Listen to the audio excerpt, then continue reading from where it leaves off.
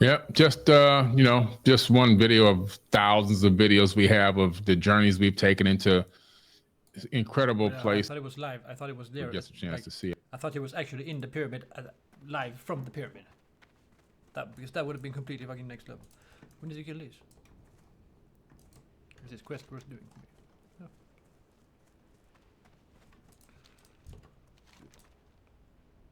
I need to do that shake. I can do that also. Yeah. Boy, what a day we've been having, boys. I've literally just been manifesting the entire day. Non-stop manifesting from this point on. That's what we're going for. I can feel the shift. The shift has occurred in my brain. Let me tell you that. The shift has occurred in my brain.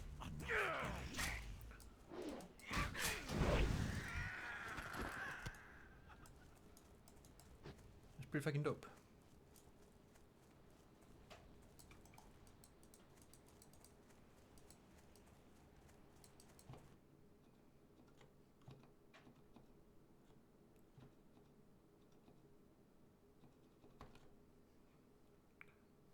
I haven't watched this yet. My boy Ashton. Hello? YouTube? Of course the plane was never in the South Indian Ocean. U.S. intelligence sent you in the South Indian Ocean because they knew you'd never find anything there. There's no How way. gullible do you have to be to believe U.S. intelligence says, oh, some pings say it went in the middle of nowhere? Meanwhile, we're staring at 2 military videos with coordinates in them and Citrix sessions and whammy footage and thermal. Nobody would ever even think to fake that drone video. You're going to fake a video in a thermal gradient? Show me a fake thermal gradient video that stands up to this video. The scrutiny that this video can stand up to. How many people in the chat have ever even seen a thermal gradient hoax video? They ain't seen it. None of them have seen it. Let alone a military hoax video. Let alone a military thermal hoax video. It's not Unreal Engine we're looking at there. We're not looking at Unreal Engine. It's just crazy. I just manifested 5 kidneys in a fucking row. This is getting ridiculous now, dude. How we've been brainwashed so hard that people can't just tell the videos are obviously real. Jesus, man. And there's assholes out there that are upset about national security, and they're somewhat justified. Why? Because this is a doomsday weapon. You're looking at a goddamn doomsday weapon, man. Yep. Do you get it?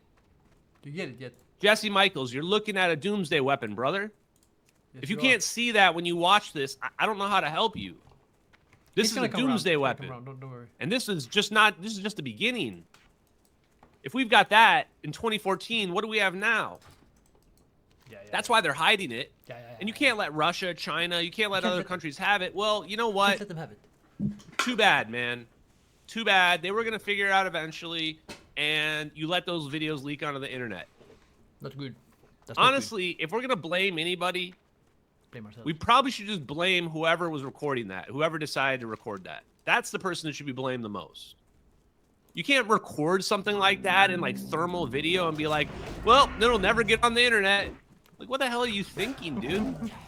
What are you thinking? If it's so dangerous and so secretive, you shouldn't be recording with multiple videos like that. Wild.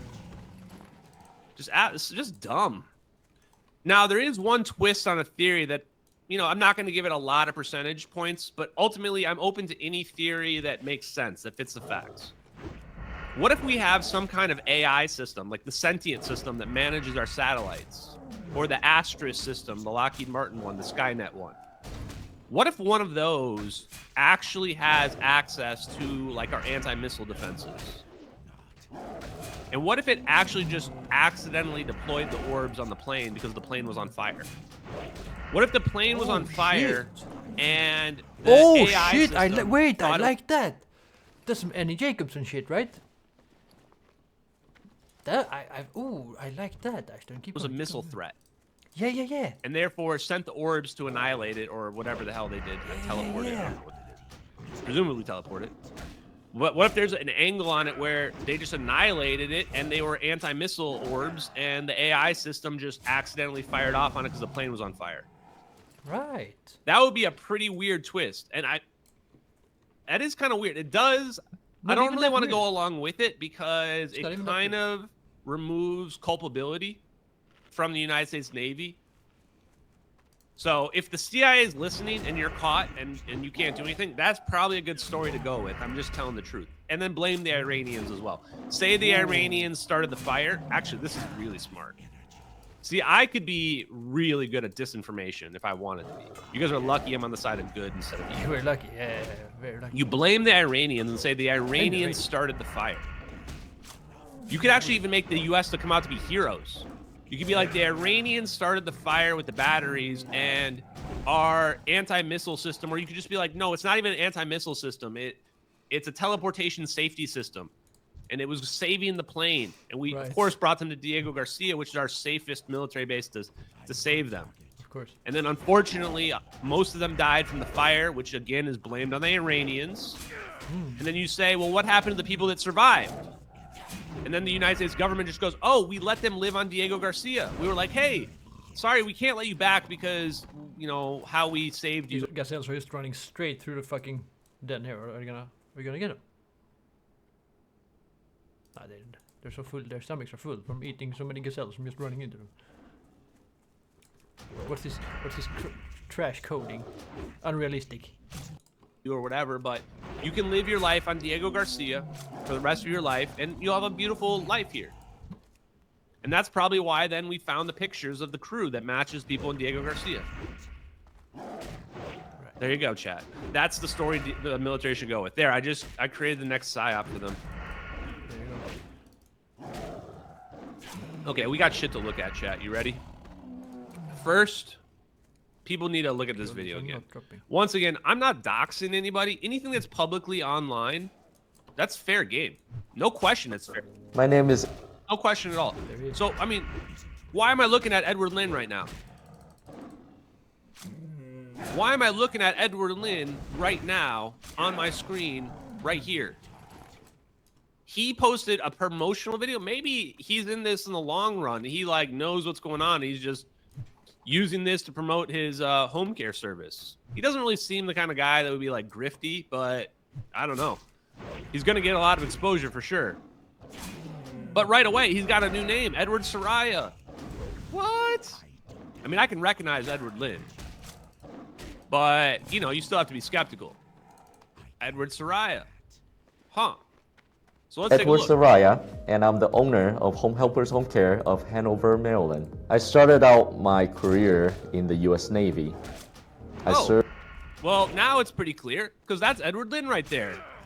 I started out my career in the U.S. Navy. Oh, and there's Edward Lin.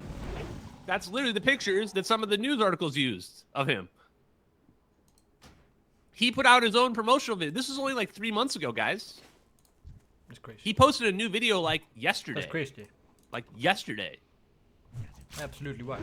Okay, why is this important? Because it's important because it helps to confirm what I'm telling you guys about understanding the story of what's happening here. How is this guy just openly talking like this? Now Navy as an aviator for about 20 years. After the Navy, I worked for a corporate job. During that time, I still keep close contact with many of my veteran friends so we can continue to support He worked for Amazon. Spoiler alert. each other, even though we're no longer together in the military service. He kept in touch with his Navy buddies, even though they're no longer in the service. And I haven't confirmed this yet, but somebody said, I mean, actually, I did look through the legal stuff, but there's, you know, it's federal, so I don't know. Somebody claimed that they couldn't find on a background check that he was even in prison. And he's certainly not talking about it in that video as well. So what can you take away from that video? Pay attention closely, everybody. Just from the way he's acting and what we've gleaned here, we can already tell he made a deal. Not only did he make the plea deal, but he's now aligned with the people that don't want this to come out. If he wanted to be a whistleblower, he would have just been whistleblowing. But he's connected with a bunch of people who are in the military, special forces guys, etc., that you don't whistleblow. You do not whistleblow. Right. There it is. The amount of peer pressure he's probably under, I can't even imagine it. But the truth is, and to those people out there, to the special operations people, first of all, thank you for your service. Thank you for your service, and thank you for keeping us safe. My fellow countryman. I appreciate that. Unfortunately, this is a situation that's bigger than anybody on this planet. It's bigger than me. It's bigger than Edward Lynn. It's bigger than any of the special forces people either. The United States government's been hiding magical technology from us, from our perspective. Free energy technology. It's gotten way out of control, and it needs to be brought back to the public. That's what needs to happen. The method of accomplishing that is admitting that the MH370 videos are real, proving the chain of custody on the videos that seems to lead back to Edward C. Lynn, and that is undeniable proof. I mean, it checks every single box you could ever ask for proof. There isn't any more boxes to check. Multiple videos from multiple angles. The guy that leaked the videos that was on the special operations, we know the special operation was probably related to VPU-2 Wizards. Edward Lynn was there. So we can deduce basically everything about the operation in the plane just based on the videos and the context around it. So we just need the truth in this case. I mean, the gig is up. We've got you with your pants down. There's no more lying or what have you. Like, just tell the truth. And this is the part where, what's Edward Lynn going to do? Is he going to come out and lie? Oh, one more thing I want to say, too, is this. Actually, I want to say a lot of things. So pay attention, because I don't want to repeat them. People say you're putting Edward Lynn in danger. No, I'm not. I am not putting Edward Lynn in danger at all. If Edward Lynn was in danger, he wouldn't be in the position he's in. He wouldn't be making videos like that. He wouldn't be talking about how he still has all these contacts. His sister wouldn't be connected to this Sean Naylor guy that might be like deep state. I mean, very questionable in terms of what side everybody's on here, in terms of if they're part of the deep state, part of the factions that's hiding this stuff, or people that aren't, or if they've been manipulated into doing it. The reason why I'm not putting him at risk is because he's on the side. He's made a deal to not disclose this information. As we're going to see here in a few minutes, Edward Lynn, like, Obama must know what happened to this plane and might have actually signed off on the operation. I'm not even exaggerating. This is just the real situation about this plane. Yep. This actually would take Obama down. He had to have at least, at a bare minimum, Obama was told afterwards, because he had to help cover it up with the Prime Minister of Malaysia. They were both implicated in the cover-up, no question. Now, did he know about it ahead of time? Possibly. So what Edward Lynn would have to do to admit that he leaked these videos is actually, like, take down Obama. This isn't even a joke. It's just insane, but it's real. So I imagine he's under a lot of pressure. And my reaction is, well, I'm going to put you under more pressure. I'm going to let everybody know who you are. I'm going to let everybody know that you changed your identity. I'm going to let everybody know who your sister is and who your brother-in-law is. And why the hell is he showing up on Danny Jones? Executive action. Why am I looking at Edward Lynn's brother-in-law on Danny Jones? What are the odds? What are the odds that Edward Lynn's brother-in-law is talking to a guy, Danny Jones, who basically at least half of Danny Jones's guests are CIA spooks or government spooks? A huge percentage of them are. Not Greer, though. And this is where a lot of people are saying, Ashton, like, do you think Danny Jones is CIA? I mean, is he directly getting payouts from the CIA? Of course not. But he's being influenced by them 100%. I mean, yo, you know what? I heard Danny Jones say, I got so disappointed. I heard Danny Jones say he would sell out to the CIA for $1 million. That's how much freedom costs for him. I was so disappointed when I heard that. I really like his podcast. And the things he talks about and stuff like that, when he interviews people, and he's very knowledgeable and very into this. But when he told some, I don't know if it was the Greer podcast or whatever it was. Yeah, it was to Greer. He said to Greer, I would sell out for $1 million. That changes everything for me, and that's combined with the fact that he can't even see that the pixels don't match on the with the corridor crew on this video, on the teleportation black hole, whatever it is. That was like, okay, well, are you crazy in your mind? Like, come on, dude, step it up. freedom over everything. It's gonna be me, Ashton, and Dr. Greer. We're like the only ones keeping it real now. Right? Dr. Stephen Greer was offered $2 billion, he says. $2 billion to stop doing what he was doing, basically. And he said no. I only trust the private citizens at this point. I don't even trust them. I don't trust anyone, but still, you know. It's crazy. $1 million he would sell out. I can't believe it.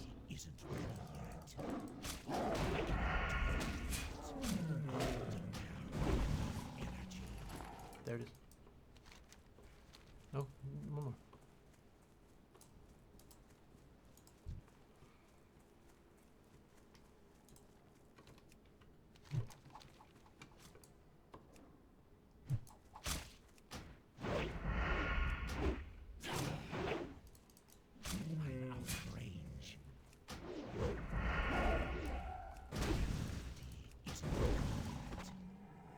There it is. And we're up. Up here, turn this in, see if we can do this. I think they're dropping Onyxia very, very soon.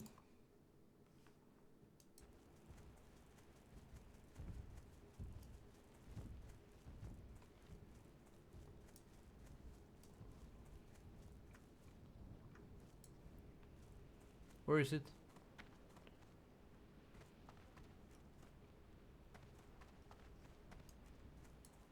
I don't know.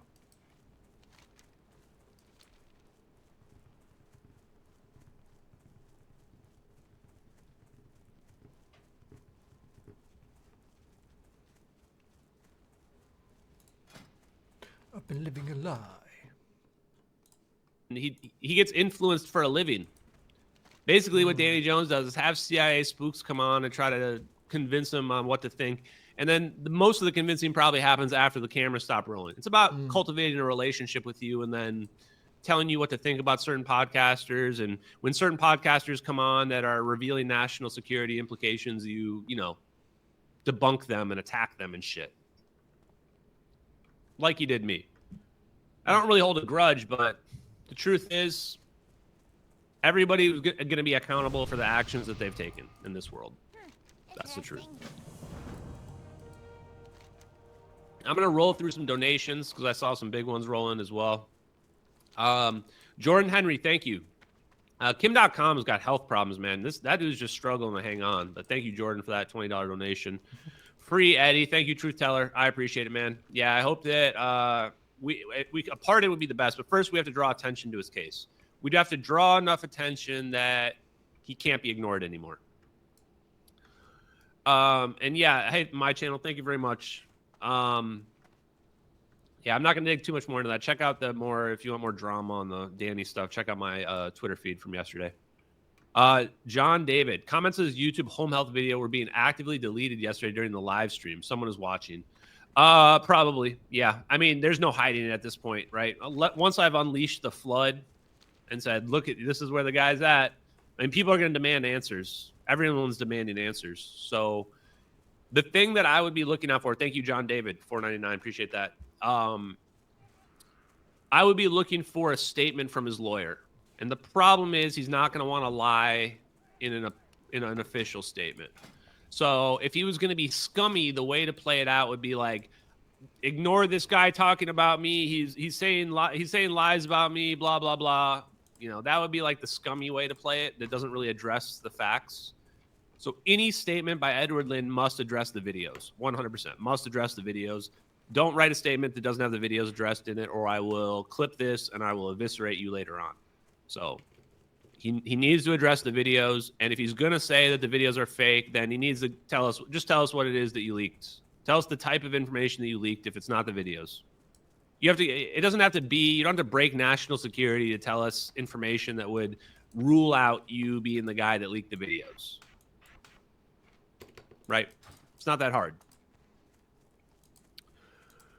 Whoa, Dared Max, thank you very much for that huge donation. I think Lynn's silence speaks loud and clear that you are 100% correct. The truth is priceless. And this was great because this is what I'm going to roll in the next. The fact that he's being silent is so sketchy. Why are you being silent? Why are you being silent? What are you hiding, man? Why are you so afraid of me? I only really talk about one thing. That's MH370 and the MH370 videos. That's the only thing to fear about me. So if you're all of a sudden terrified to have just an adult conversation, doesn't say a lot. It says to me that you're really afraid that you're going to break under the pressure, or that you're really afraid that you're going to reveal some information that you don't want to reveal. Especially when I've been saying you're the guy that leaked the videos. The only scenario in which that would make sense if he was not the guy would be that he were coming to me saying, stop saying my name. I didn't leak these videos. I can prove I didn't leak these videos. You know, I was not, I don't know, whatever he wants to say.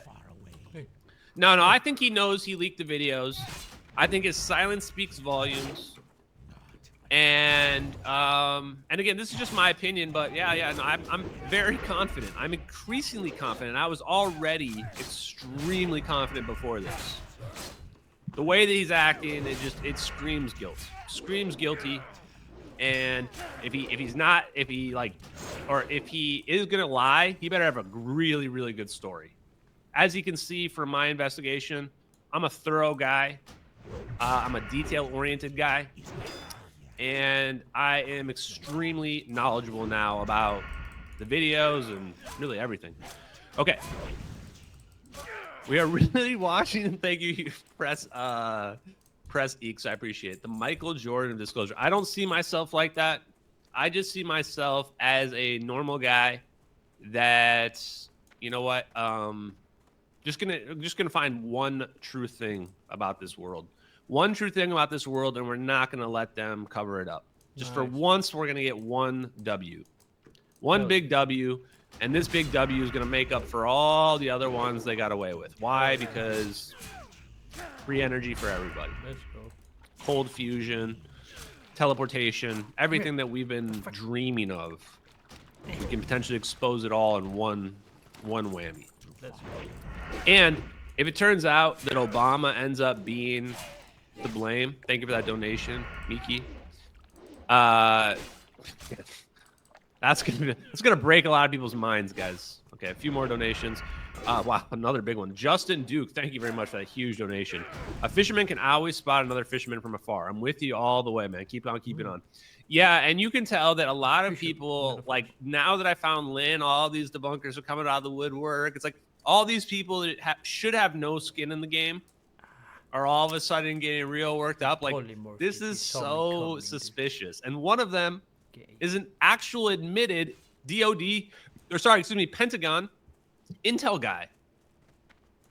I mean, just face up. The movie writes itself. We don't have to even change anything about the people's jobs or situations. It's already more than compelling. Pitch this movie to someone. Like, Ace, thank you for that donation. The fact that, you know, Greer's team may be the only ones getting it. I'm a Swedish guy, right? I have no followers. I'm not, blah, blah, whatever. I'm a complete esoteric polymathic genius. I have to somehow tell this to someone. Like, I can't just sit with this. Like, you know, my conviction is too strong. I'm too dialed in. I'm too locked in. I'm too shocked up. Like, it's. So I have to contact someone on Twitter. I know some dudes in Sweden I could contact about this who I think would be interested in it. But they are gonna think I have lost my fucking mind, and I have. So it's like, I don't know, man. I just need to get more confident. This guy's taking all my shit. I just need to be more confident. And, there's one. About it. And just, I don't have to say anything for certain, right? I mean, but I just at least present the case as it is. That's all I have to do, right? That's what I want to do. I'm gonna have to contact some people. It's like, if I had any type of following at all and not just talking to myself all the time, then it would be much easier. The attention economy, digital libido, becoming a node in the network. No. I guess I have to do it. It's just, I just want to sit here and goon out for the rest of my life, but I can't. I guess I can't just goon out for the rest of my life. It's like, okay, fuck then. I guess I'm kind of done with gooning then. I guess. Imagine slowly realizing that you're done with gooning, dude. It was a good time. I'm gonna miss it. I'm gonna miss it. But it's time to grow up. It's time to move on. It's time for the truth to come out. You know? That's what it is. Yeah, I want to join Peekaboo's fan club guild. The Move.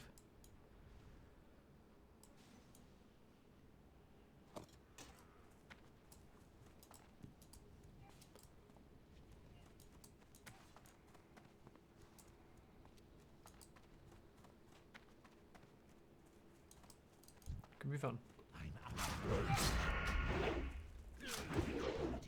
Tin vein, I don't have a fucking mining pick, god damn it. No, I took it right from my face. I don't have enough energy.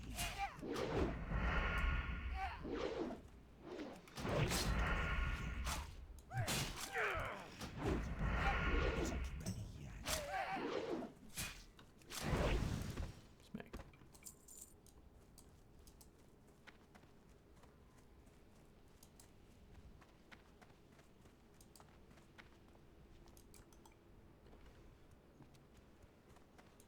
Do we get the key? Oh, I see some shit there. Let's go there.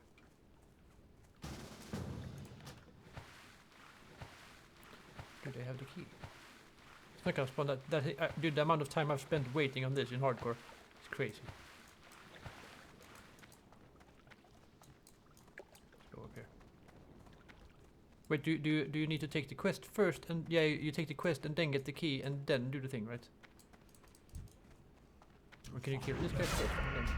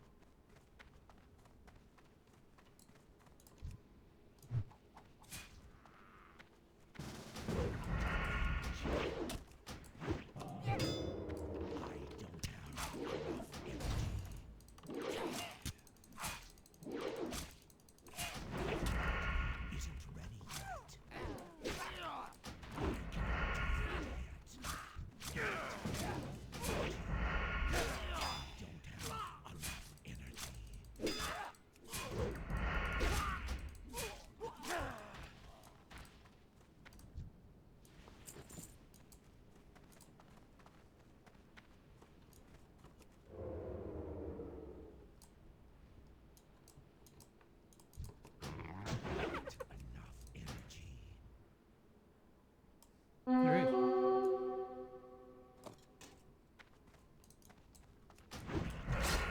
If I kill him now, do I still get the key? I love that sound when you find. Oh, I love that sound. Die. Oh, I killed him. Okay, kill him.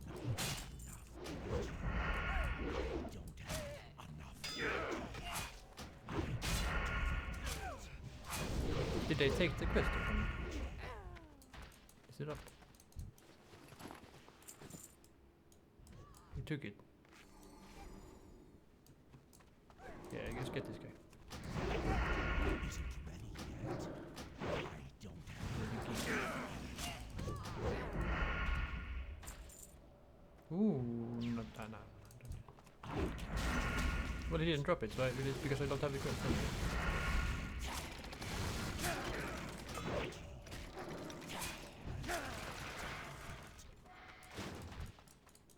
Should we not have killed him, maybe? Or... Well, they're doing the thing now. ready yet. Enough energy. I need to get closer. Not enough energy. I don't have enough energy. Not enough energy.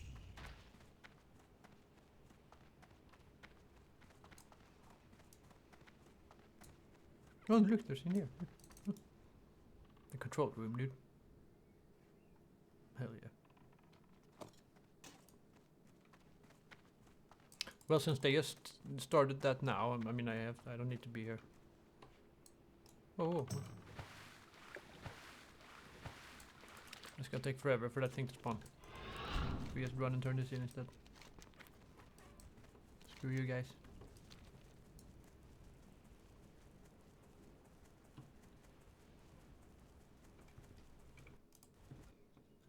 Didn't talk. No way. No way. I'm staying away from Greer. Thank you for that donation, though. I appreciate it. And I'm the guy that agrees with Greer out more than most people out there, and I'm staying away from him. I don't want him to be involved in this. And at this point, I don't really want anybody from the other side to be involved because there's too much baggage that comes along with a lot of these people.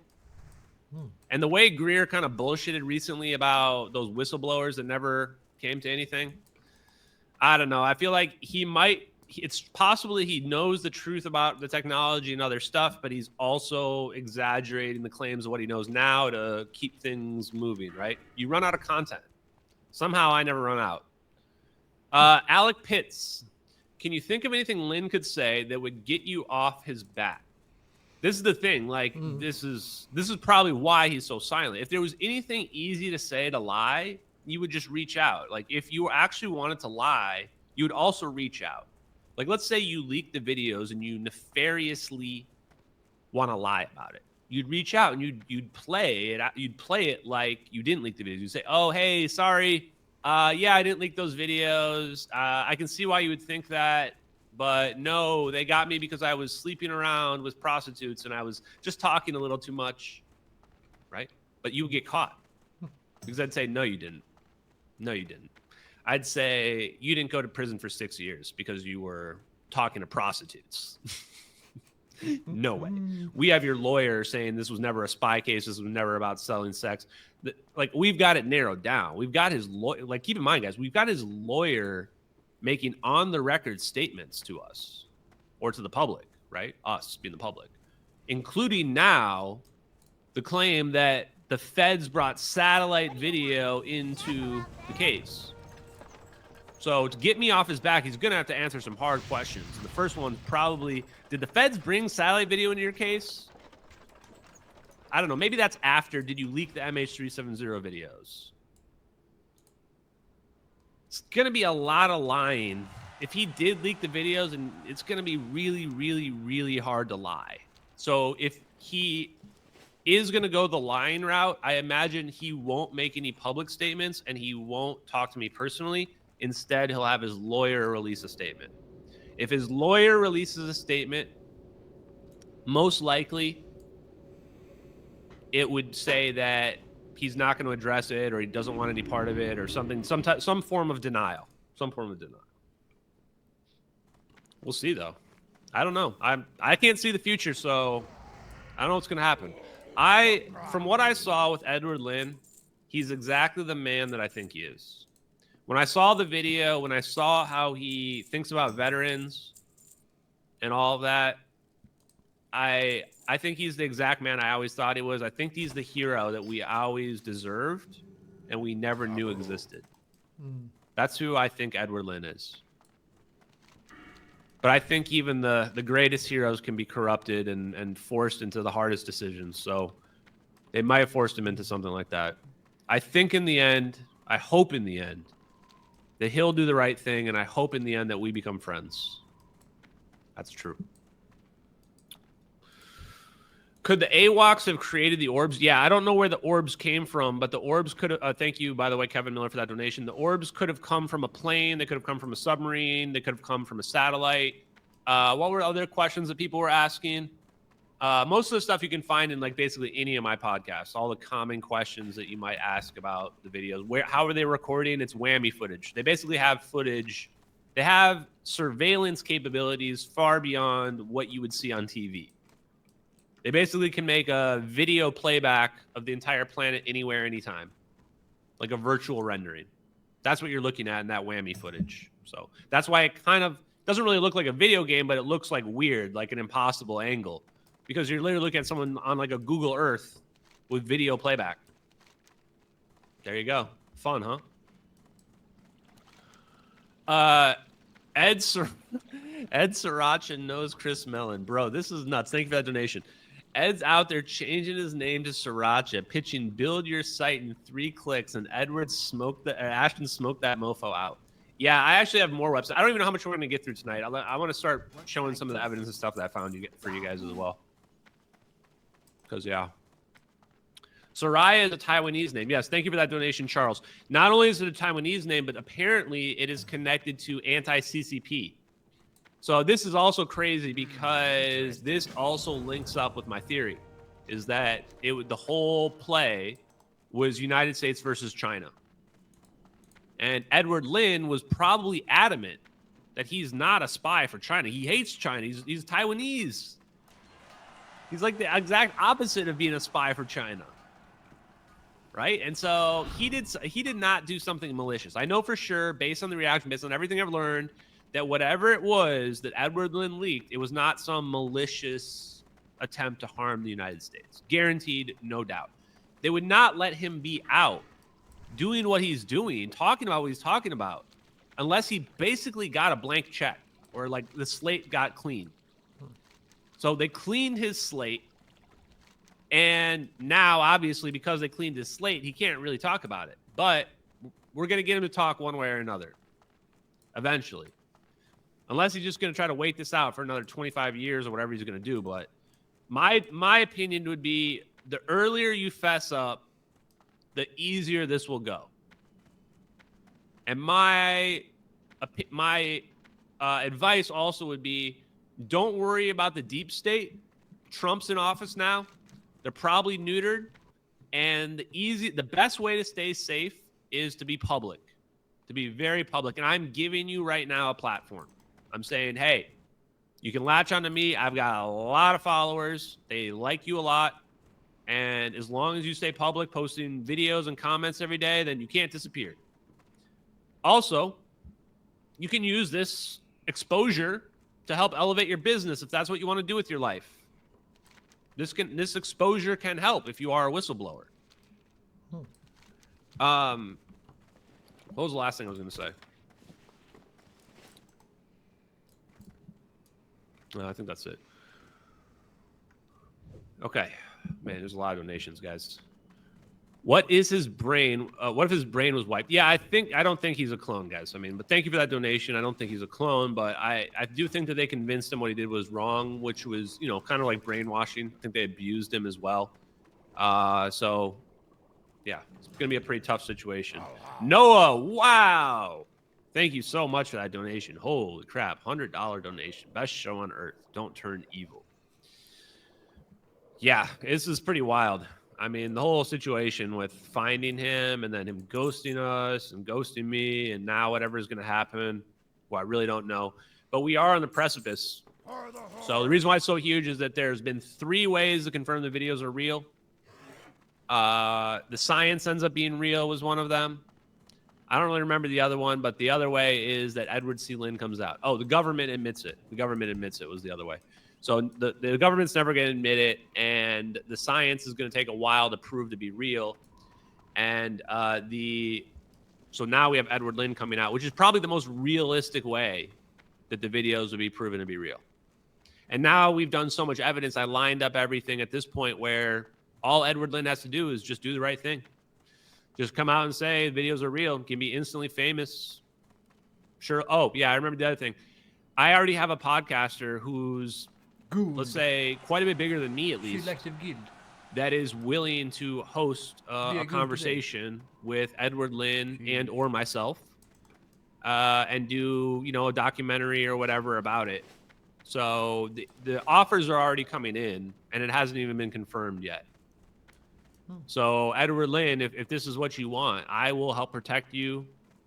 We have the media people ready to go. If you're ready to tell the truth about what it was, how those videos got pushed on the internet.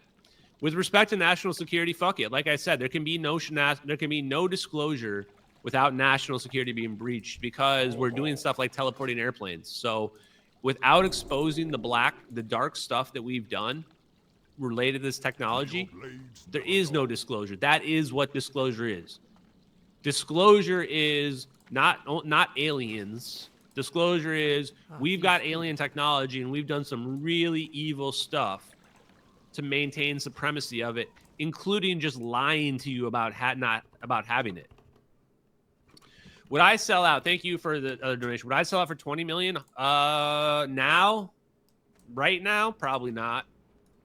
Like I said, we're up to like 100 now. I mean, we're knocking on the door right now. Edward Lynn's against the ropes.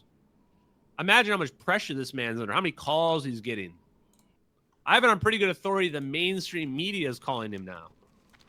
If I was mainstream media, I'd be calling him. I'd be like, why? This guy's saying that you leaked these videos and you're like acting like sketchball degree to the nth degree. And we got more coming. So let's get to the rest of this as well. Please play the G-Wave from our amazing little Wilchu. I think I do. Maybe I have G-Wave. I don't know. Let me see. Thank you for that donation, though. I appreciate it. Oh, I do have G-Wave. Okay. We'll play the G-Wave at the end for Tracy Scott because Tracy's been legit. And then one last donation. He probably thought no one would ever find him. Yeah. I wouldn't be able to sleep knowing you're on my tail. Yeah, I don't think he expected to be found. And then all of a sudden, everything. How you do it, man? Okay. And I'm, truthfully, guys, I'm risking a lot here as well. I'm risking my own job. You know, obviously just working on all this stuff has just a psychological toll and physical toll on your body. So, you know, it's not easy to do all this at the same time. Fortunately, I've, what is it? Brand, or I don't know, whatever. I got other people handling a lot of it for now for me, so it makes it easier. Okay, I'm gonna start with the sister. Here we go. Be with you, man. How you doing, man? Pay attention. Now it's about to get spicy.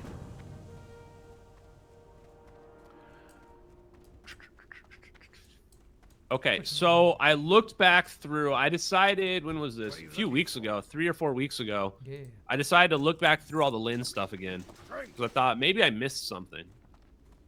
And I was right. I started thinking too, why am I always trying to go after Lynn? I should go after his relatives, his sister specifically, because his sister made a website, was making comments in some of the articles saying that he didn't do anything wrong. So it makes sense. Why would I should go for the sister? And why would the sister, why would they not want to talk to me if they think that he didn't do anything wrong? If they think that Lynn was a good guy, why are they not? I mean, I'm trying to clear his name here. And they don't want to talk to me? The whole thing, nothing adds up the way they're acting unless the videos are real. Then it adds up. Exactly. So I looked back through, and then I remembered his sister's name was Jenny. And the big break was that I found that Jenny was a lawyer. And that made it so that I could find her lawyer ID. And once I found her lawyer ID, boom, everything just fell into place. And it was another situation where it's like, wow, I can't even believe this. Because she wasn't just some nobody. Like, Edward Lynn's sister could have just been some housewife somewhere doing nothing. She could have been anybody. But no, she's not some nobody. She's like a lawyer that's working in government. And so now the picture's starting to make sense. Jenny L. Naylor, senior attorney for, this right here means Countering Weapons of Mass Destruction, CWMD, U.S. Department of Homeland Security, Georgetown University Law. So both of them came over as Taiwanese and became naturalized Americans, I believe. That's the only story that makes sense. This is somebody that's connected. She's living in D.C. This is, by the way, this is all public information. This is, none of this took any, no hacking was required. Just found her public LinkedIn. That's all you're looking at here. No elite skills. Oops. Senior attorney for Countering Weapons of Mass Destruction, U.S. Department of Homeland Security, providing expert legal advice and counsel to the Office for Countering Weapons of Mass Destruction, including drafting and reviewing sections of departmental and national nuclear and biodefense strategies. Wow. Well, out of all the jobs that I expected Jenny Lynn to have, that was not even on the list. That was not even on the list. Staff judge advocate, Somebody told me this staff judge advocate is, what does this stand for? What's that? JAG? Is that what this is?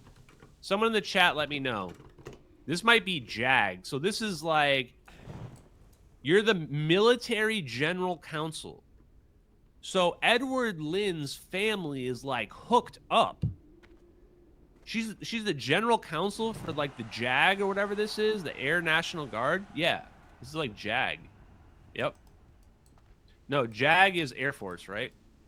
JAG is NCIS is Navy. And come on, fam. Who are you talking to, champ? Okay. And also, it's interesting because she is probably in her 40s.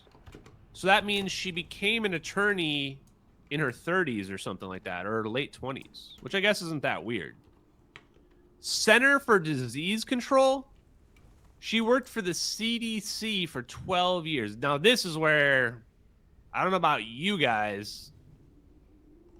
For me, if you were part of the CDC through the beginning of COVID, I'm pretty sus, chat. 12. Pretty sus. That's all I'm saying. This is what I'm gonna say. I'm gonna say I'm not a huge fan of the way the CDC handled the COVID debacle. And I'm gonna go ahead and hope here that the reason why she left the CDC is because she didn't like the way they got handled either. Oh, JAG is Navy? Wait, JAG is Navy?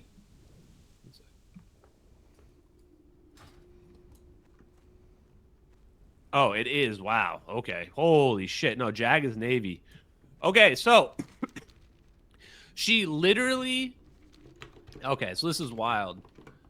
So she actually began to work for the Navy as a lawyer in 2017, right after her brother was sentenced. Chat. You guys can smell it too, right? You can smell a rat. You can smell something's fishy.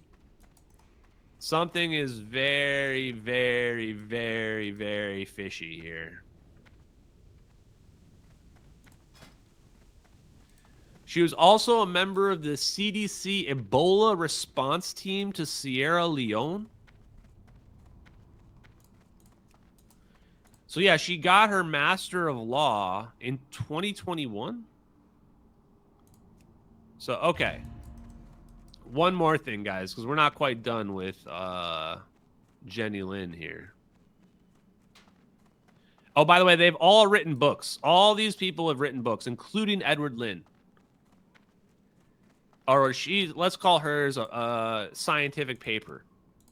So she's got a paper right here. And you know what? If you don't believe me about the book thing, it's actually this is just the craziest shit, Chad. Just the craziest shit. Here's Edward C. Lynn's book. Edward C. Lynn has a book. Edward Soraya, right here. Uncompromised Care, Holistic Strategies, blah, blah, blah. This is literally his book, 100% confirmed. After serving 20 years in the U.S. Navy. Same exact guy. There he is. Unreal. Okay, anyway, here's Jenny Lynn, the third nuclear age Jenny Lynn Naylor.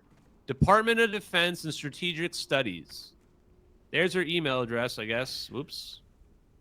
Well, now I know how to email her. I guess everyone's going to email her. That's actually not the email address I used, so maybe she has more than one. Anyway, let's read this.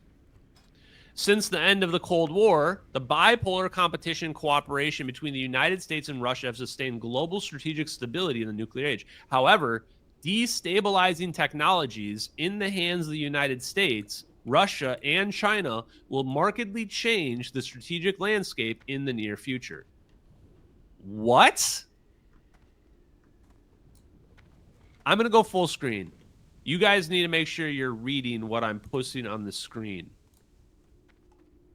Destabilizing technologies in the hands of the United States, Russia, and China will markedly change the strategic landscape in the near future. This article asserts that a technology-enabled multipolar competition will usher in the third nuclear age, which may be identified by three trends. A new arms race with revolutionary weapons that challenge the existing deterrence paradigm.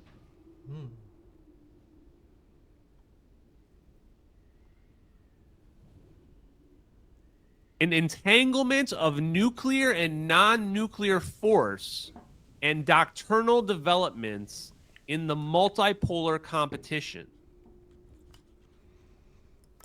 A state-driven model of innovation. The article then concludes that new thinking on deterrence geometry, global governance of nuclear non-proliferation and arms control, and nuclear strategy will be needed to maintain strategic stability in the third nuclear age. Okay. Yeah, that's a Yahtzee, chat. That's a Yahtzee, my guy. Holy fuck. Fuck, okay, yes. That is oddly specific. Yep. She knows. She knows about the orbs. She knows. Edward C. Lynn's sister knows about the orbs. Nobody writes this article. Unless you've seen this. I agreed.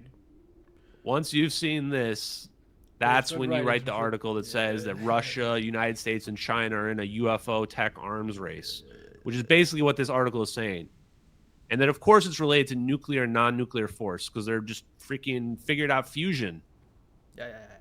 And I think she mentions quantum.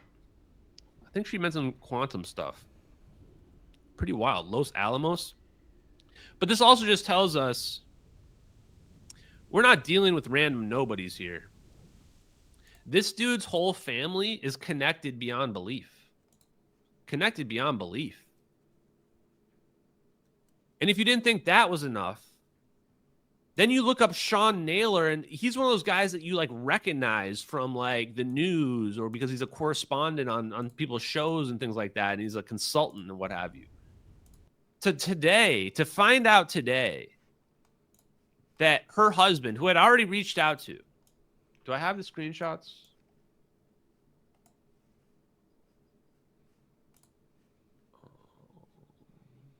Sorry, I'm just looking through my stuff. Yeah.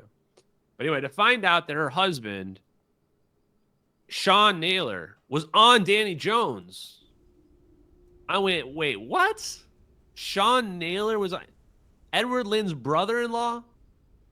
The guy married to the woman that we just looked up right there? Was on Danny Jones? 9 months ago? Well, what does he have to say 9 months ago? Let's go to the clip. Conduct executive action. An operation, if you're going to ask the CIA to go and kill someone, there has to be a It's about the CIA killing people. Jenny Lynn's husband, Edward Lynn's brother-in-law, was on Danny Jones talking about how to extrajudicially kill people legally.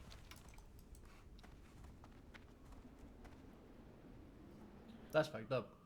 Well, chat, it was nice knowing you. I'm never leaving the country ever again, and I'm probably never getting another airplane ever again because this is way too real for me at this point.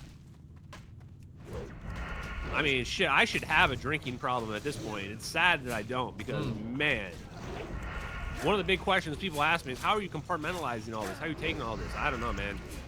I just kind of go with the flow because, holy shit, we're in the middle of it right now. Smack dab in So this guy, and Danny Jones talks to like half CIA people. Let's go. So this guy is apparently connected to the CIA, maybe deep state, maybe writing articles for the New York Times, just to give you some perspective on where his political allegiance might lie. Not to judge too harshly, maybe we're wrong, but let's see what else he has to say. presidential finding for that. If you're asking them to do it, particularly in a non-combat zone.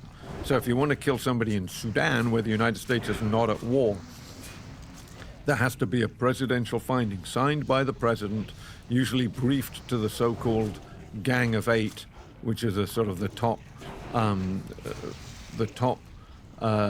intelligence committee and congressional This is too perfect. The Gang of Eight is not related to Congress. The Gang of Eight is related to the Senate.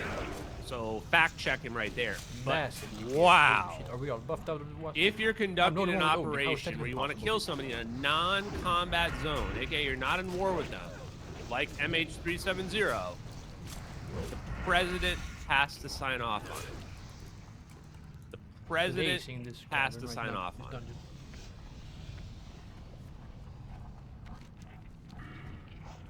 What other conclusion can I make? Obama must have signed off on the operation. Yeah. He didn't just find out afterwards. He must have signed off ahead of time. Right? Otherwise, it was some illegal operation, in which case nobody should be hiding it. If somebody did an illegal operation behind the president, then people should be exposed to that.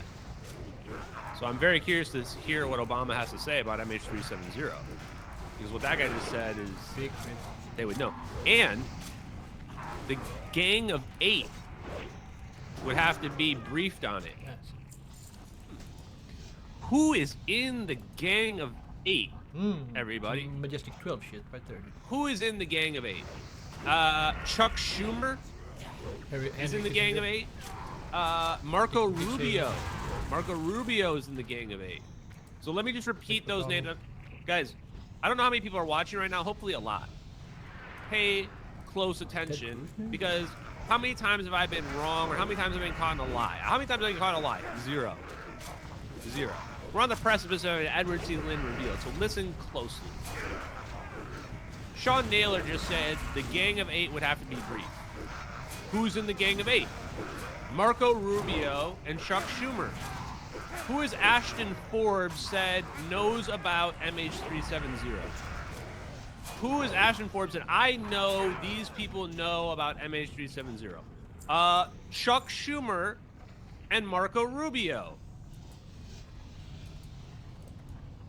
How many people know about this? How are they all staying silent about this?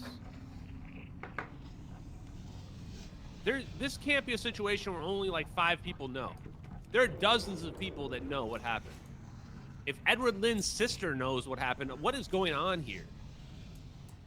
Somebody needs to fess up and start talking here. The world deserves to know the truth of what's going on with this alien technology or whatever is going on with these orbs. Like, we've got you. You're caught. First person to come out and start whistleblowing, you get to live. And I am slightly joking here, but I am at the same time being deadly serious. Anybody, when the shit hits the fan on this, I'm going to be advocating for the death penalty for people that were trying to hide this to the bitter end. For the people that start whistleblowing early on, those people deserve pardons and amnesty. If you're the last person to whistleblow, well, the guillotine, public executions is the only way that we prevent this from ever happening again. Oh, shit. It needs to be a spectacle. We need to like have your families get shamed for generations to come. Where it's like, oh, I was part of the Pandolfi family, and the Pandolfi family got ended in the Four Orbs Revolution when it turned out that we were hiding secret technology from everybody and the public got pissed off. And decided that your family is going to have a permanent black mark forever because your father was a scummy CIA agent who was preventing the world from having free energy technology. It has to be a spectacle. That's what we have to do. Because we reached this part where the corruption and the cheating and the lies got so bad it became its own self-perpetuating thing where these people reverse engineered, developed, however they got this technology, figured this technology out and decided they're just better than us. And the only way that nobody can ever think that again is like, it's got to be, when you get caught with something this big, it's got to be like game over, not just for you, but for like your whole lineage. Like the rest of your lineage should bear the stain of your disgrace for the rest of your life, for the rest of their lives, for the rest of your whole family's existence in this universe. That's how you prevent something like this from ever happening again. Okay, let's listen to what else my man here has to say. The leaders of and ranking members of the intelligence committees in the House and the Senate, and the ranking the the leader of the House, the leader of the Senate, and their and their counterparts from the opposition. Right.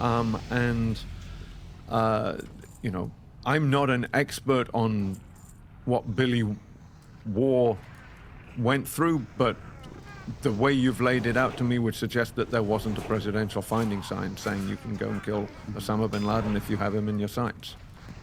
So anyway, whatever. The last part was stupid. It was just really about a matter of, did they have one of those for Osama bin Laden, or what was the rules? I mean, I guess the ultimate question is, can they perform an operation without the president's say so?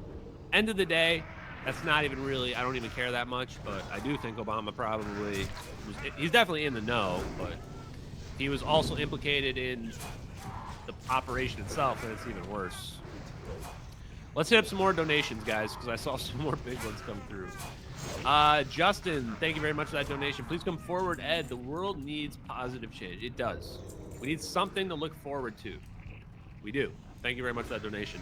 Wi-Fi astronaut. Holy crap. Ashton, proud and praying for you, brother. Thank you, man. Appreciate it. Yeah, it feels like we are just at the door. We are at the door knocking, and they are afraid to come and open it. So this is a huge donation, man. Thank you. I'll probably replay all the big donations at the end again. United Glory. There's a Kim Clement prophecy. Oh yeah, I saw this prophecy. Maybe another Snowden. Oh, maybe I didn't see that one. Most importantly, they are both named Edward. Keep forwarding this. Well, thank you very much for that donation. I appreciate it. Just press 2 for a while for that donation. Charles Almeida, what do you think about the theories surrounding the mysterious cargo? Could it be secret technology? Yeah, it could be all of these things. It could also be the batteries that were like detonated to explode, or some other device set to explode. The secret cargo is actually really interesting because maybe it's a catalyst for what happened with the plane. Yeah. And I'm surprised that people are so easy to rule it out. So good. Thank you, Charles, for that donation. United Glory, another donation. Has anyone run the 400+ page crash report through AI? I don't know if we've run it through AI. That's probably a pretty good idea, but we've looked through it all. Yeah, we found some good stuff. We found the batteries that were clearly dangerous. Like, you just look at them, how they were put together. There's no way they were safe. Other stuff like that, but not much. The report's pretty garbage. Like, the report's written in a way where it doesn't resolve anything. It doesn't answer any questions. Just like a factual report of details that doesn't even resolve what's going on. Kind of wild. Almost like they didn't want to solve it. Kinsei Sensei, thank you very much. I can't wait to see this movie. It's going to be epic. I can't wait to watch it. It's going to be epic. I mean, shit. I could never have made up even a fraction of all this stuff that's happened. Yeah. It's wild. And then United Glory, one more donation. Thank you very much. The Green Beret bomber at the Trump Tower warned that U.S. and China were approaching mad, yes, with drone technology. Unlimited payloads over D.C. Now we know for sure. And I was saying that as well. That's the funny part. Because people were thinking that the Trump cyber bomber, they thought he was one of my followers. Some people. And I was like, no, I don't think so. But, like, yeah, I've been saying the same thing. Like, the United States is in an arms race over this zero-point energy technology, UFO technology, alien technology, whatever it is. We're in an arms race with China and Russia, and it's so dangerous that Edward Lynn's sister is just out here writing articles about it, like pretty clear, pretty plainly, right here. And the only way you know about something like this is she's also in the know.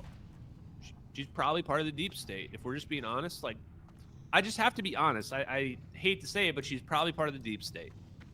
Sean Naylor is probably part of the deep state. She's probably part of the deep state. They're probably Kamala Biden voters. If I have to be, if I had to guess. And yeah, in exchange for Lynn not having his whole life ruined, and for him still being able to be friends with all his old friends and what have you, despite making a huge mistake of getting those videos leaked on the internet, they let him basically keep his life as long as he stayed silent. So people wonder, why was Lynn not killed? We can answer that question definitively. Why did Lynn not get taken out? Because he was not doing something malicious. He made a mistake that he didn't realize how huge the mistake was, but it was massive. But it was not a situation where he was trying to be a spy. And he got lucky that nobody believed that it was real. Because nobody believed that it was real, they basically let him off the hook. He still had to serve 6 years in prison, But when he came back out, he still gets to pretend like he was part of the Navy and that he didn't get like dishonorably discharged or whatever. Because maybe he didn't. They might have just expunged the whole situation from existence. The only reason why you do that, only reason that he could be treated this well, is if he's playing ball with them. He's playing ball with the people hiding technology. It hurts me to my core to admit that, but that's the only logical take we can take. Only logical claim we can make. So we've got him back against the corner, and we will wait patiently, and we will see what Edward Lynn's next move is. Like I said once already on this stream, I believe that his next move will be to issue a statement through his attorney. What form that will take, we will see.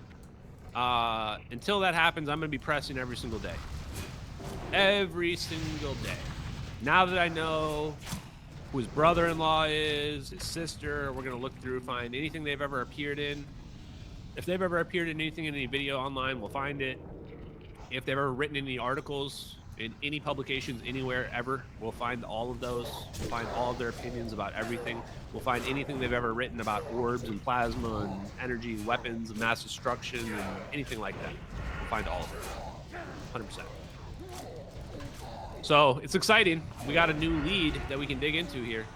And the longer Edward Lynn takes to issue a statement about the videos and his involvement in them, the more guilty it's going to look. The only reason to wait, and the only reason why you can't issue a statement immediately, is because you leaked the videos. If you didn't leak the videos, the statement should have already been on the internet, like, earlier today. Statement should have already been on the internet earlier today. I already did a huge live stream yesterday. Hundreds of thousands of impressions, if not millions, who knows.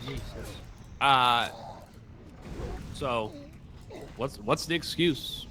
What's the excuse? Okay, a few more donations. Mordor Socialist Movement. Time to do a Candace Owens show again. I actually texted Candace. I almost never text her. Last time I texted her, she actually gave me a shout out like the next day. So I texted her and told her like, hey, I think I found a guy. Like, you might want to look at this. This is pretty insane. Because Candace is a legit journalist as well. And I just want to ratchet up the pressure. The more podcasters, the more mainstream media, even at this point, is looking at Edward Lynn, the more pressure he's under to address the claims that are being made against him. Hiding and running away from them look absolutely like guilt, and probably is guilt. Probably is guilt. Why is nuclear weapons of mass destruction worse than 0-point energy? It's not. But you could say that nuclear has more radiation versus 0-point energy might be clean, so it's not going to have like a Chernobyl effect. But we can make a black hole, which is probably worse because you can annihilate the whole planet. So I don't know if either of them are great. We don't really want either weapons of mass destruction. And we'll have to figure out a way to handle those weapons of mass destruction. Probably similar to how we handle it today. If we, guys, look at it this way. If we have spy satellite surveillance that's like got Google video playback of the entire world, then we can probably find anybody who's going to try to make a weapon of mass destruction. We can just use our illegal spy surveillance apparatus that we've got out there and just find anyone that's making a 0-point energy weapon. That's the answer, right? Some problems solve themselves. Groovy Gears. I meant the other way around. End of the world is the end of the world. I don't know what that means, but... Oh, you meant that the other way around. Yes. So 0-point energy is worse because it's a million times bigger, a billion times bigger than nuclear. It's unlimited. Unlimited energy means unlimited boom. Small boom, or small energy equals small boom. Big energy equals big boom. Right now, boys. Bigger energy equals biggest boom. Infinite energy equals infinite boom? That was my duck lips. Okay, guys, let me see what else I got. Guys, the amount of you don't even understand the amount of manifesting I'm doing at this point. This is getting ridiculous. I killed 6 zebras earlier, and I got 4 hooves.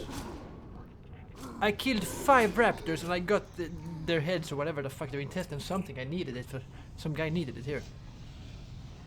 And now I just manifested the fucking cursed Fellblade. Look at that shit, dude. Hell yeah. Hell yeah. What you were saying, Ashton? Oh, okay. Yeah, I do want to show.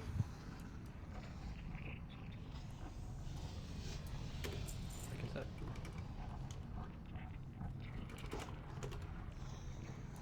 this is wild. You guys, there's too many messages. Can't keep up. I do want to show this.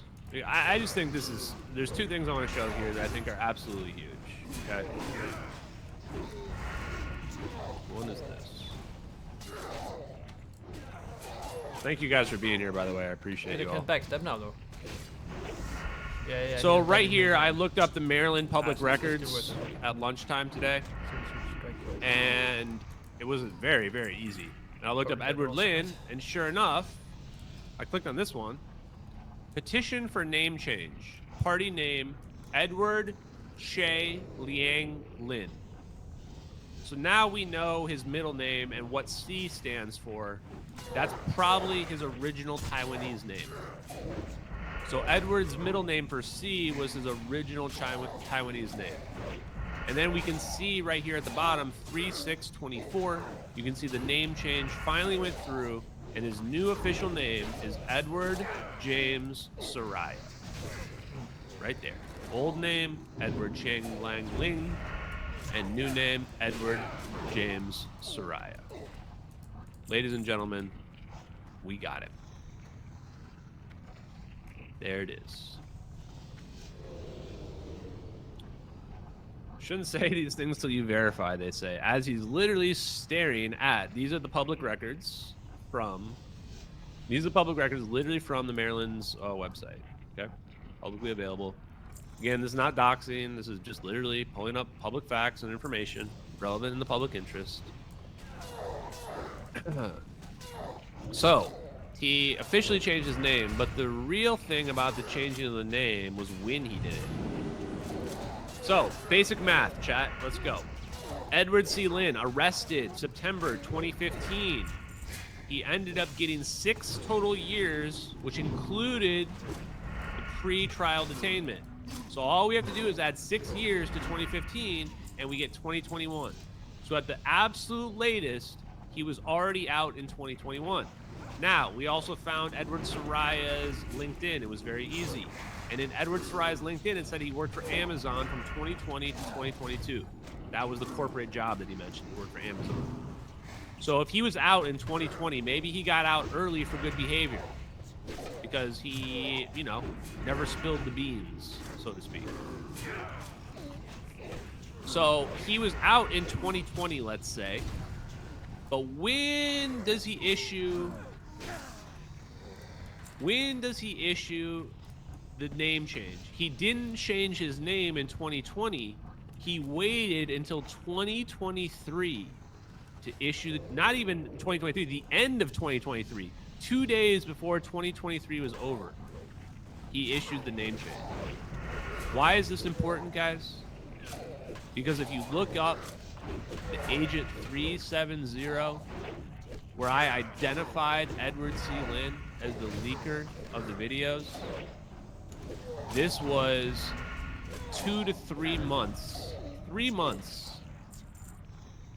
Yeah, between 2 and 3 months after I identified him publicly as the leaker of the videos.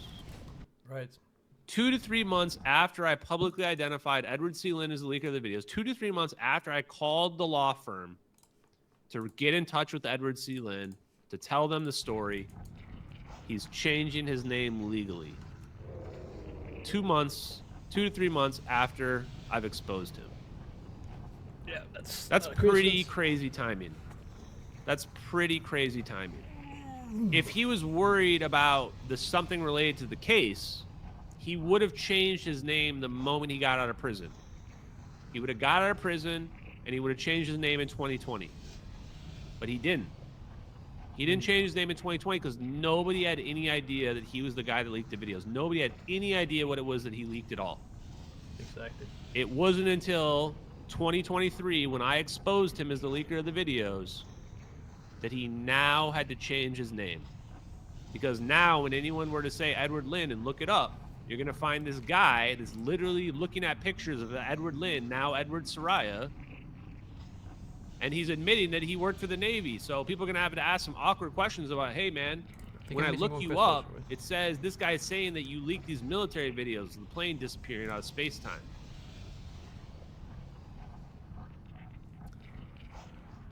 Come up with another reason why he would change his name randomly 2 months after I exposed him, and while I'm literally begging to try to get in touch with him. I'm literally begging to try to get in touch with this guy, and he changes his name in response. Are you guys getting it now? So anybody out there that thinks that I'm LARPing or grifting or whatever, no. Welcome to the greatest story of all time. Yeah, man. I couldn't make this up if I wanted to. There's nothing like this. I couldn't even dreamt. It's not even Edward Lynn just, he puts his own video out remotely under a new name. The work actually Promotional video. In his new life, in his new job, and I wish him well on that. And I will support him 100% of the way right after he tells the world that he leaked the MH370 videos. Right after he tells me why the hell we were recording that, doing that operation, whatever he knows.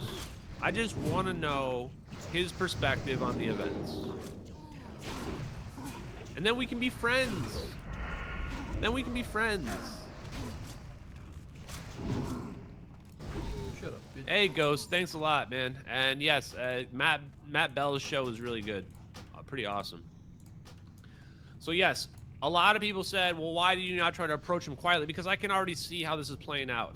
So just to recap, I already anticipated that there's a high likelihood that this guy has been turned and that he's not going to be willing to speak. And that his whole family is also in the know, and they're also not going to be willing to speak. And if that was the case, which it is, then we have to press. Okay, let me do some more donations here. John David, regicide is the act of killing a monarch. Yes, it is. It is pretty interesting to think about. Thank you for that donation. ML, Georgiani, the lie is different at every level. The first level lie, there will be disclosure. The first lie is that there will be disclosure, yes. That's how they keep them hanging in there. This is exactly it. It's all about keeping the carrot on the stick. That's what this whole grift in the UFO community is all about. They don't want real disclosure. That's not what they're trying to achieve. They're not trying to tell the world about advanced technology. They're trying to get you to think that aliens exist, even though there's no videos of them or anything, just because they want, whatever, one world government, something like that. Anyway, thanks for that 666 donation. Okay. And then we have the big one. Wow, United Glory. Thank you very much. Let us pray together. May the God of all truth continue to guide Ashton and the people towards the enlightenment required to bring peace on earth. Protect us and deliver us from the schemes of evil as we walk in step with you. Disarm all weapons formed against us. Amen. Amen, brother. That was great. That was a great little prayer. I love that. Thank you. That was my favorite donation ever. Awesome donation. Thank you. Groovy Gears. My point is the tech should be publicly known the same as nuclear. I agree. It should be. That's a good point, Groovy. Thank you for that donation. And then the last one, Chris Johnson. 3 hours after posting the Saturday and drone video on social media, I witnessed a TR-3B Manta fly directly. That's awesome, man. A lot of people have some pretty cool experiences, and I hope that when we get the truth, we can start to get the truth for some of those experiences that people are having that are out there. And, you know, a lot of those things can be real. I don't know if they are or they're not, but nothing's as good as the MH370 videos. I mean, there might be better stuff like the MH370 videos, but nothing in the public realm like them. Yeah, oh yeah. Exactly. Okay, let's see what else. I think, is that it?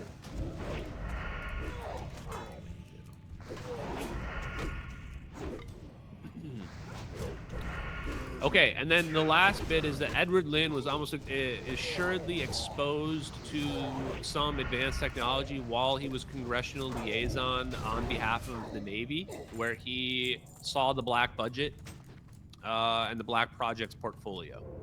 So almost certainly Edward Lynn has been exposed to this technology directly, and this again corroborates why he's being so shady right now. And again, this is one more thing I want to say, guys, because I want to give you a look behind the curtain. I've got my own sources and people that are talking. There's people out there that they've all got their own motives, but quite a lot of people out there that want the truth to come out. And, you know, a lot of those people are, you know, I get a lot of encouragement about pushing forward with this stuff and this information. And I think a lot of people are surprised by how much we've been able to achieve, because so few people have been able to achieve a lot in this front. But we've been given a gift here, a gift that we cannot pass up. The best videos in human history. And somehow I was able to identify the guy that leaked the videos. And now we've got that guy like completely like bewildered. Like, what can he possibly say now? Because we pretty much got him dead to rights. He had to have leaked the videos. He's the only one that fits the bill. And there's no good lies that he can tell. No good lies. Like, why is he being treated so well? After the government tried to put him in prison for life, now he's being treated like nothing ever happened. The whole case is insane. At start to finish, from a conspiratorial standpoint, from a technology standpoint, from a mystery standpoint, greatest story I've ever experienced. And I am actually blessed to be the one who's telling the story as the lead investigator in this process. So thank you guys for being here with the stream tonight. I am going to post a link to the Discord. So if anyone wants to join the Discord, there's a lot of good information, a lot of good conversation.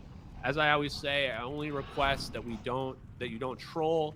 I rarely have to ban people, but it does sometimes happen. You can search through the history of the Discord, all the evidence that we've posted in the Discord, everything we've ever found is in the Discord for the most part. There's a bunch of videos, so it's a pretty good repository of information and data. And then, oh, it looks like we got one more. Wow. Michael L., thank you very much. Just a thanks for doing the heavy lifting. You're kind of the one-stop shop for MH370 info. Let's pray for accountability. Thanks from Calgary. Yeah, thank you very much. Yeah, I don't think there's a lot of likelihood we'll get accountability, but who knows, man? Things change, and you can never rule anything out. Yep. Even if there's just a tiny chance of something being possible, yeah, it's worth it. Something happening, we have to hold on to that and try to make it real. Yep. All of our might. Wow, Amanda, thank you very much for the donation. Let me tell you right now. Amanda's always been my favorite Twitter follower. Very positive person. Putting in the finder's fee. Well, this is amazing. Just praying truth prevails. I appreciate you, Amanda. Okay. Any other last questions I need to address? Let's see. Yeah, I think this is as close as we've ever gotten in terms of getting disclosure for humanity. I don't think we've ever gotten this close before. True. If it turns out that we have this level of technology, no one's going to believe that we just didn't have help. Everyone's going to be like, you must have had aliens that gave you that tech or something. No one's going to believe that we randomly figured out gravity tech and fusion and, we didn't have any assistance with it. So those videos are going to spiral after they're proven to be real into full disclosure of whatever the truth might be.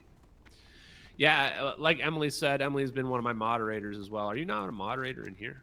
I hope when we hire a movie studio when we watch together, we can it'd be fun to watch the movie together. Like have a get together where everybody meets up. We all watch this crazy movie about this whole story that we lived through, basically, of getting disclosure for the people, by the people.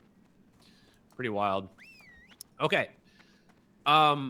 Last thing I want to say, if there are podcasters, go ahead and reach out to Edward Lin. I'm not going to be the gatekeeper on that. If you can get him to talk, get him to talk. I already reached out to Sean Ryan, messaged him and said, Sean, can you please try to get Edward C. Lin to talk? It's probably better if it comes from somebody who's also special forces or some other background in the military versus me. I don't really care about credit or whatever or anything like that. I mean, I've already locked up the credit. I mean, what is somebody really going to try to solve the mystery of MH370 and pretend like I wasn't part of it or whatever? That ain't never going to happen. So, you know what? If he wants to go talk to Sean Ryan and try to cut me out, go for it, man. Please. All I want is the truth. Just get this guy to talk. Anybody out there? Yeah, Sean Ryan. I have given you all the evidence and links into the videos. It's pretty undeniable, in my opinion, that he's connected to these videos. His silence speaks volumes. His family, I mean, you couldn't have asked for a more interesting connection to his sister's husband. Complete like this whole movie. thing just it's a reeks. Complete movie. Reeks. The aliens, there's obviously a cover-up happening at us, like, as they're writing this movie in real time, they're just laughing. The firmament is laughing, dude. 7-0. And if I'm right, everything changes on planet Earth. Everything changes. If I'm wrong, well, then we still are having a mystery that we've got to figure out. Okay, guys. Last thing I guess I'll say is I don't think Edward Lynn was the letter to Ashton Forbes, because I don't think Edward Lynn is trying to get this information out, but I think there's a chance we can turn him. I think there's a chance that we can turn him to the dark side, so to speak, and convince him that telling the truth is the right thing to do here. And all I want is just to have a conversation with the man. So I hope it works out, guys. Anyway, we will be back on Friday unless something breaking happens tomorrow, and then we may have another emergency live stream, but I need to take a break. So I hope you guys have a great night. Thank you for hanging out. Thank you for watching the live stream, and let's keep pressing for 0 Point Energy Disclosure 2025, guys. Love y'all. Peace. What the fuck is this? Lab where the theories fly. Salvatore Pay's dreams of touching the sky. High frequency vibes, they twist and spin, generating power from the forces within. Gravitational waves, a cosmic ride. Ripples in space, they stretch and glide. Accelerate. Okay, that's cringe.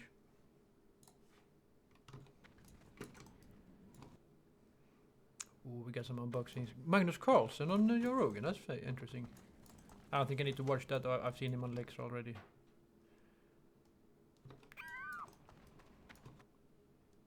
Debunked. Ooh, are they talking? What is your take on the recent Billy Carson, Wes Huff debate? I go to ancient texts for reasons very different to Wes Huff. I am interested in the Gnostic literature because I want to know, what did the first Christians believe? I am interested in texts that didn't make it into the canon because I want to know, well, what was the earliest Christian view? And I say that having been a zealous apologist in the past. God is not supposed to be singular in the Bible. It's plural in all cases, gods with an S. So Billy continues on his quest to prove to anyone who actually understands the biblical languages that he doesn't understand them. The word Elohim is what's known as a concretized abstract plural. And this is a function within the Hebrew language where a plural word is used in a singular sense. And a concretized abstract plural operates in a similar way to, say, the English word sheep. So we can have 1 sheep or 50 sheep. The word Elohim is not like the word sheep, that is the same in the singular as it is in the plural. Elohim, you go to the roots of the word, means the powerful ones. The Elohim exhibit plural behaviors. They go to war against each other. They have conversations among one another. They have different agendas for humanity. The Elohim say, let us make the humans to look like us. The Elohim say, we don't want the humans to be too much like one of us. In Genesis 11, you've got the Elohim saying, let us go down and confuse their languages. Where it gets confusing is that a later writer who knows the holy name of Yahweh has imported that name into earlier Elohim texts. There is no question that Elohim is in the plural, and that the Elohim plural stories parallel the Anunnaki plural stories.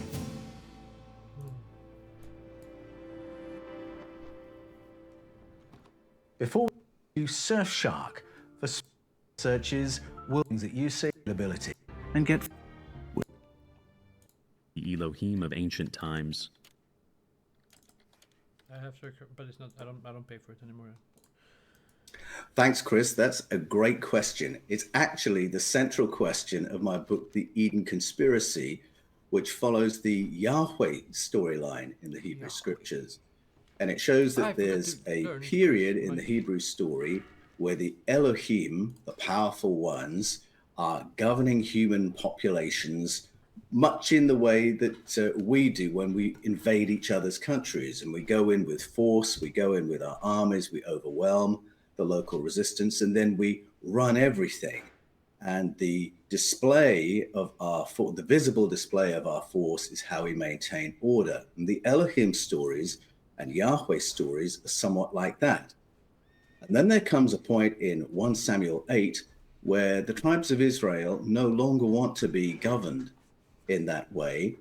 and they get rid of direct rule by Yahweh. They say, we now want human kings for human society. And they think they've sacked him. But in fact, as the story rolls on, it shows that Yahweh is still pulling strings from behind closed doors. And it really is a story that stands as a model of the persistence of old powers and the presence of hidden hands in politics and economics.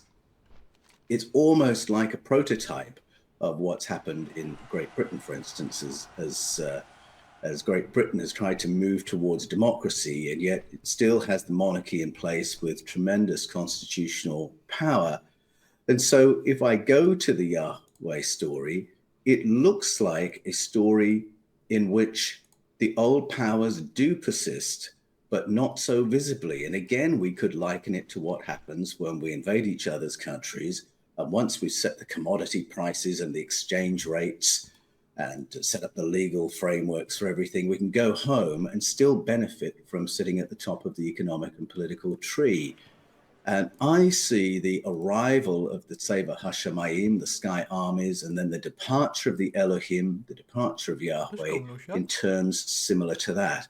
And I argue in the Eden conspiracy that it's not hard to see that patterns that were set up in the deep past have persisted very happily through the ages, that it's not hard to point to Elohistic influences in the way we order society, or Yahwist influences even in geopolitics today. So I probably don't need to go into much further detail than that, than to say, I think the evidence of our past colonization is still very real and still very much in place. We don't have face-to-face contact with Elohim and Yahweh in the present, but I think the aftermath of that period of colonization is easy to see. Please clarify the difference between Anunnaki, the Watchers, and Elohim. Are they one and the same? Thanks, from Debbie. Thanks, Debbie. Well, in my Eden series, I argue that the Elohim of the Hebrew scriptures, that's really the Bible's way of speaking about the Anunnaki. And the dependence of the biblical stories on the Mesopotamian stories of Anunnaki is something that's been known since the 1870s, when Assyriologist George Smith first wrote about it with his book, The Chaldean Account of Genesis. And within that dependence, there are some close equivalencies. So we can see Yahweh taking on the role of Enlil at certain points. We can find Asherah in the Hebrew stories taking on the role of Ashari in the Mesopotamian telling. We've got Noah is taking on the role of Yisudra, Artrahasis, Utnapishtim, etc. And there are conversations that Yahweh has in his own mind that are really a rolling together of conversations among the Anunnaki, among Enlil, Enki, Ninhursag, etc. So the word Anunnaki, the Babylonian word, is a pretty wide catch-all kind of word, as we might translate it as astronauts. These are people who've come from another world, from the heavens, from the skies, and have arrived and are now governing Project Earth. And so there can be various kinds of being captured by that word Anunnaki, just as there are various kinds of being captured by the word Elohim. So in 1 Kings 22, if you go to the Sky Council that was remote viewed by the prophet Micaiah, we can see that on the Ba'adat, on the council, are various kinds of Elohim in conversation about how to manage Project Earth. And we even have an extra term in the Hebrew telling, the Bene Elohim, which I argue means Elohim kind, the class of Elohim, the ones like the Elohim. And again, there's a spectrum of kinds of being. And within that spectrum, we have the Igigi in the Sumerian telling, the observers, the watchers. So they take on the role of observers in the Mesopotamian telling, and then they come for some shore leave, and there's some controversy that arises from that, and we get into a hybridization story. That story is told in Genesis 6. Genesis 6 is a summary of form of what's in the book of Enoch. And the book of Enoch uses this phrase, the watchers, to describe those who come and breach some fundamental arrangement that's been agreed, and we get into a hybridization story. So I argue in the Eden Conspiracy that the watchers of Enoch are the observers of the Enuma Elish, are the observers of the Mesopotamian story. And they are just one group within this wider group of Elohim, which simply means the powerful ones, all kinds of powerful ones, and within this wider group of Anunnaki, these demographics that came from the heavens to the earth.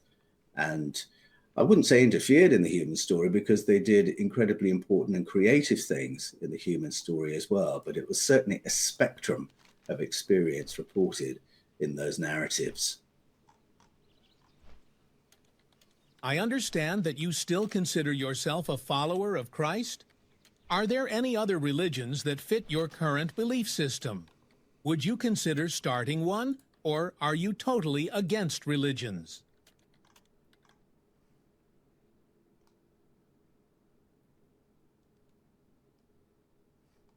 Thanks. Wait. Doge Cash, President Trump and Elon Musk want to give Americans $5,000. At this point, they're doing everything to stop the collapse of the American empire at this point. Can there be any more sign that that's happening and that money is fake? And that, like, oh my God, so weird. Jasper, no, I don't think I'd want to start a religion, really. I think that's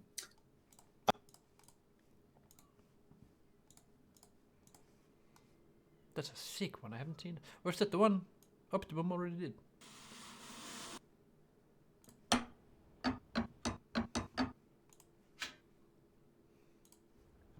The cat. The kitty cat. This is the Nano QR from Thorzone, and it's the case I'm going to be building in next.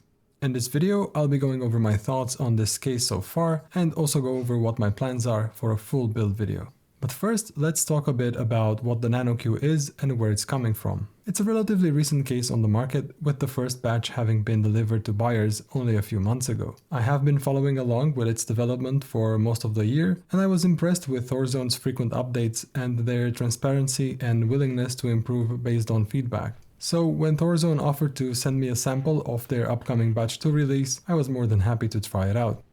Much like the Form T1, the NanoQ is a sandwich-style case that maximizes usable internal volume by doing away with traditional sheet metal spines, in favor of unobtrusive struts that connect the front and rear panels. Thorzone calls this the core of the case. It also has a shifty spine that can adjust how much room is allocated to each compartment. But what's different here is that this is not done with hard stops, but rather it's a free-form adjustment. And that's where the similarities with the T1 end. The NanoQ doesn't have traditional panels. Instead, it has a solid extruded aluminum shell that slides over the core.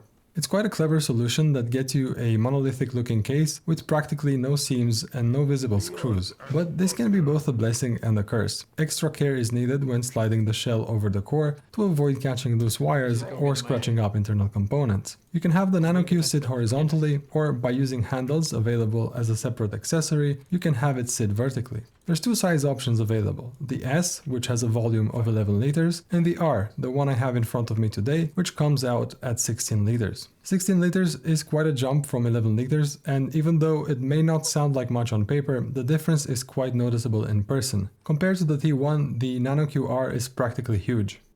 When sitting vertically, it's actually fairly close in apparent size to the original NZXT-H1. But what it offers for that increase in volume is no doubt impressive. We have GPU compatibility up to 4 slots and crazy amount of versatility for custom liquid cooling. You can easily fit one 280 radiator on the top and one 140 radiator in the front with room to spare. For those daring enough, it's even possible to do a triple rad setup in the NanoQ-R. Just take a look at this bonkers build from a Hanex. Granted, a few mods were necessary, and this is not a beginner-friendly build at all, but still a highly impressive thing to do in a 16-liter case, and I recommend checking out the Reddit post linked in the description. For my own build, I'm not yet sure what I'll end up doing. Obviously, the build will be centered around my RTX 4090 Founders Edition, and I'll probably stick with my 7950 X3D for the time being. Cooling wise, I'm mainly thinking air cooling to test against my optimized build in the Form T1. but I'm not opposed to the idea of returning to custom liquid cooling either. The ample space in the NanoQR definitely welcomes that.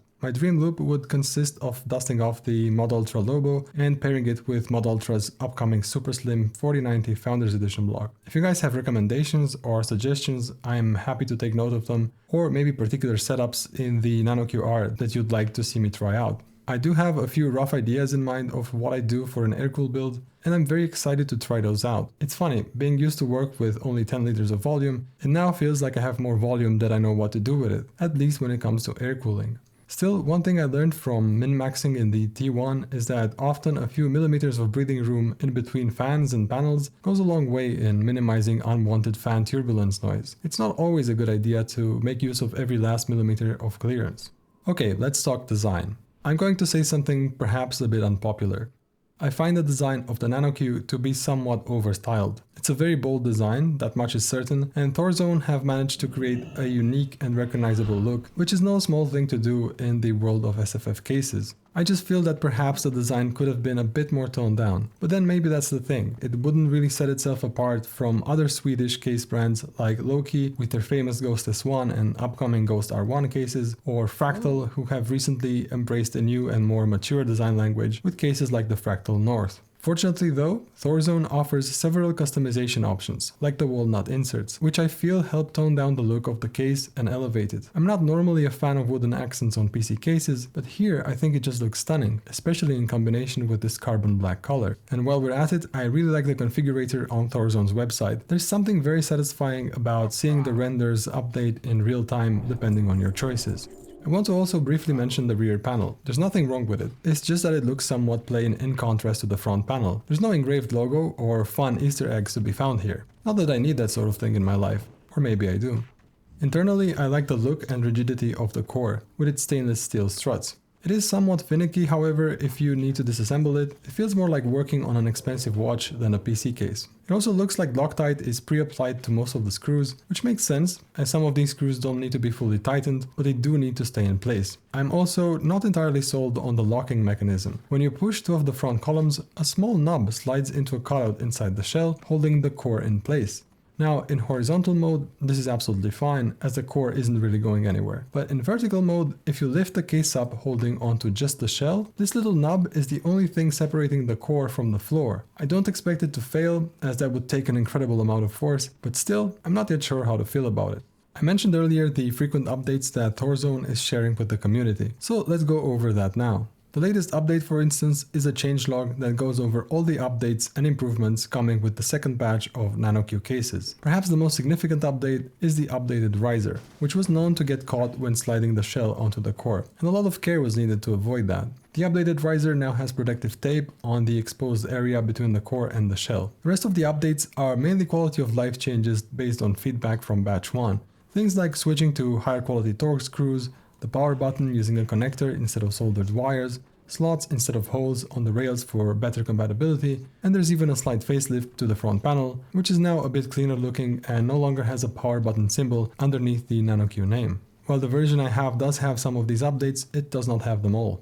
And even though I haven't yet built inside the NanoQ, I can already tell that many of the changes will be more than welcome. For instance, the Batch 2 update will have slots on the rear knobs, which will make it a lot easier to attach to handles. It's a small thing, but I'm sure all the updates together do add up. Anyway, I'll save my conclusions for the NanoQR until after I get a chance to do my full build in it. I will say though that this is an expensive case. The NanoQR by itself is 363 euros. Add just the walnut front columns and you're looking at an eye-watering total of 413 euros. Shipping is free, but you may need to pay import taxes as well, as the cases are shipped from China. All that said, I am very excited about building in it, and I'm very much looking forward to that. As always, I'm really curious what you guys think, so let me know down in the comments. And if you made it all the way to the end of this video, first of all, thank you, and second of all, you might as well hit that subscribe button if you haven't already. Bye for now.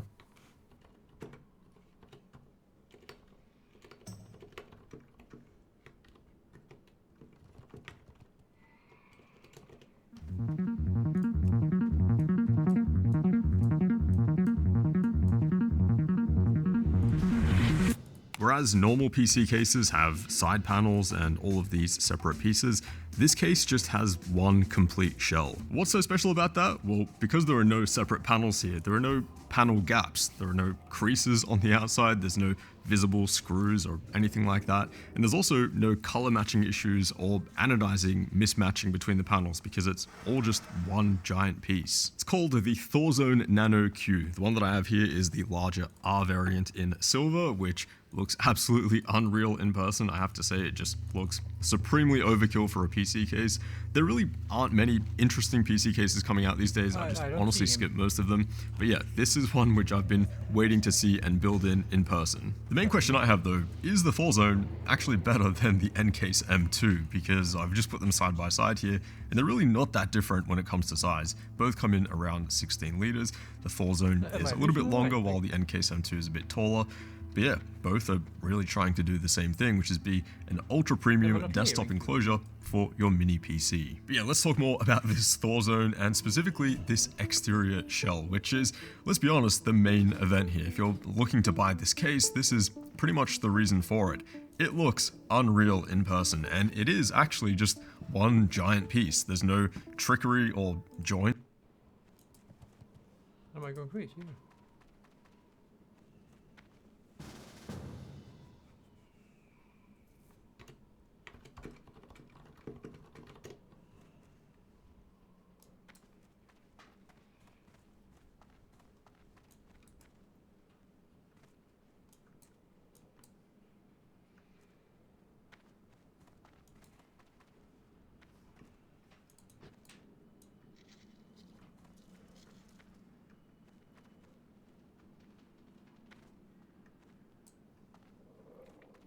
I don't know. I'm doing something wrong. I don't understand this game really.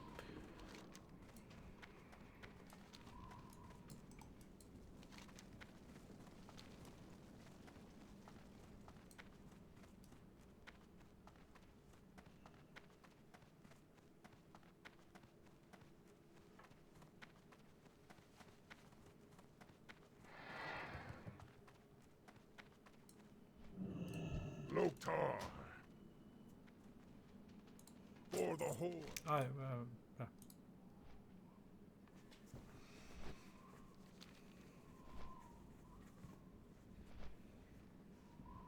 Only in 3 minutes.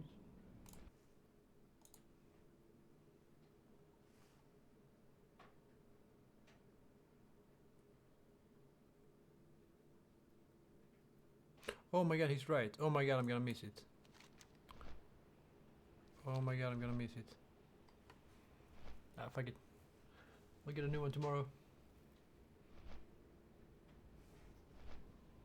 Your time. Yeah.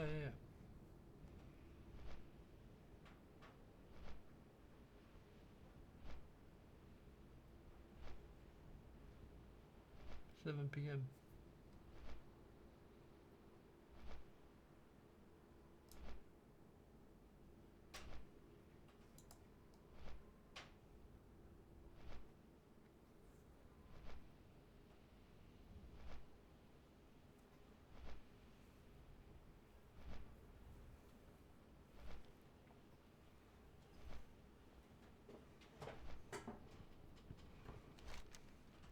Hooray!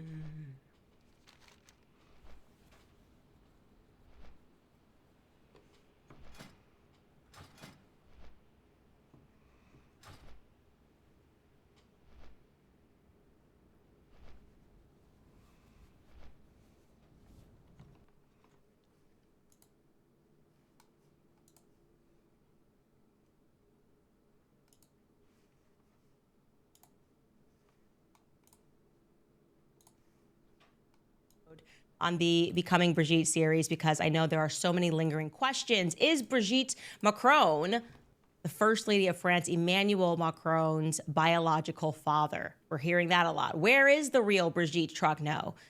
Like I said, a lot of people have theories, and I think today we can allow ourselves to roam and wonder these sorts of questions. I see that there are TikTokers that are getting their accounts hit and banned for discussing the matter, so welcome back to Becoming Brigitte.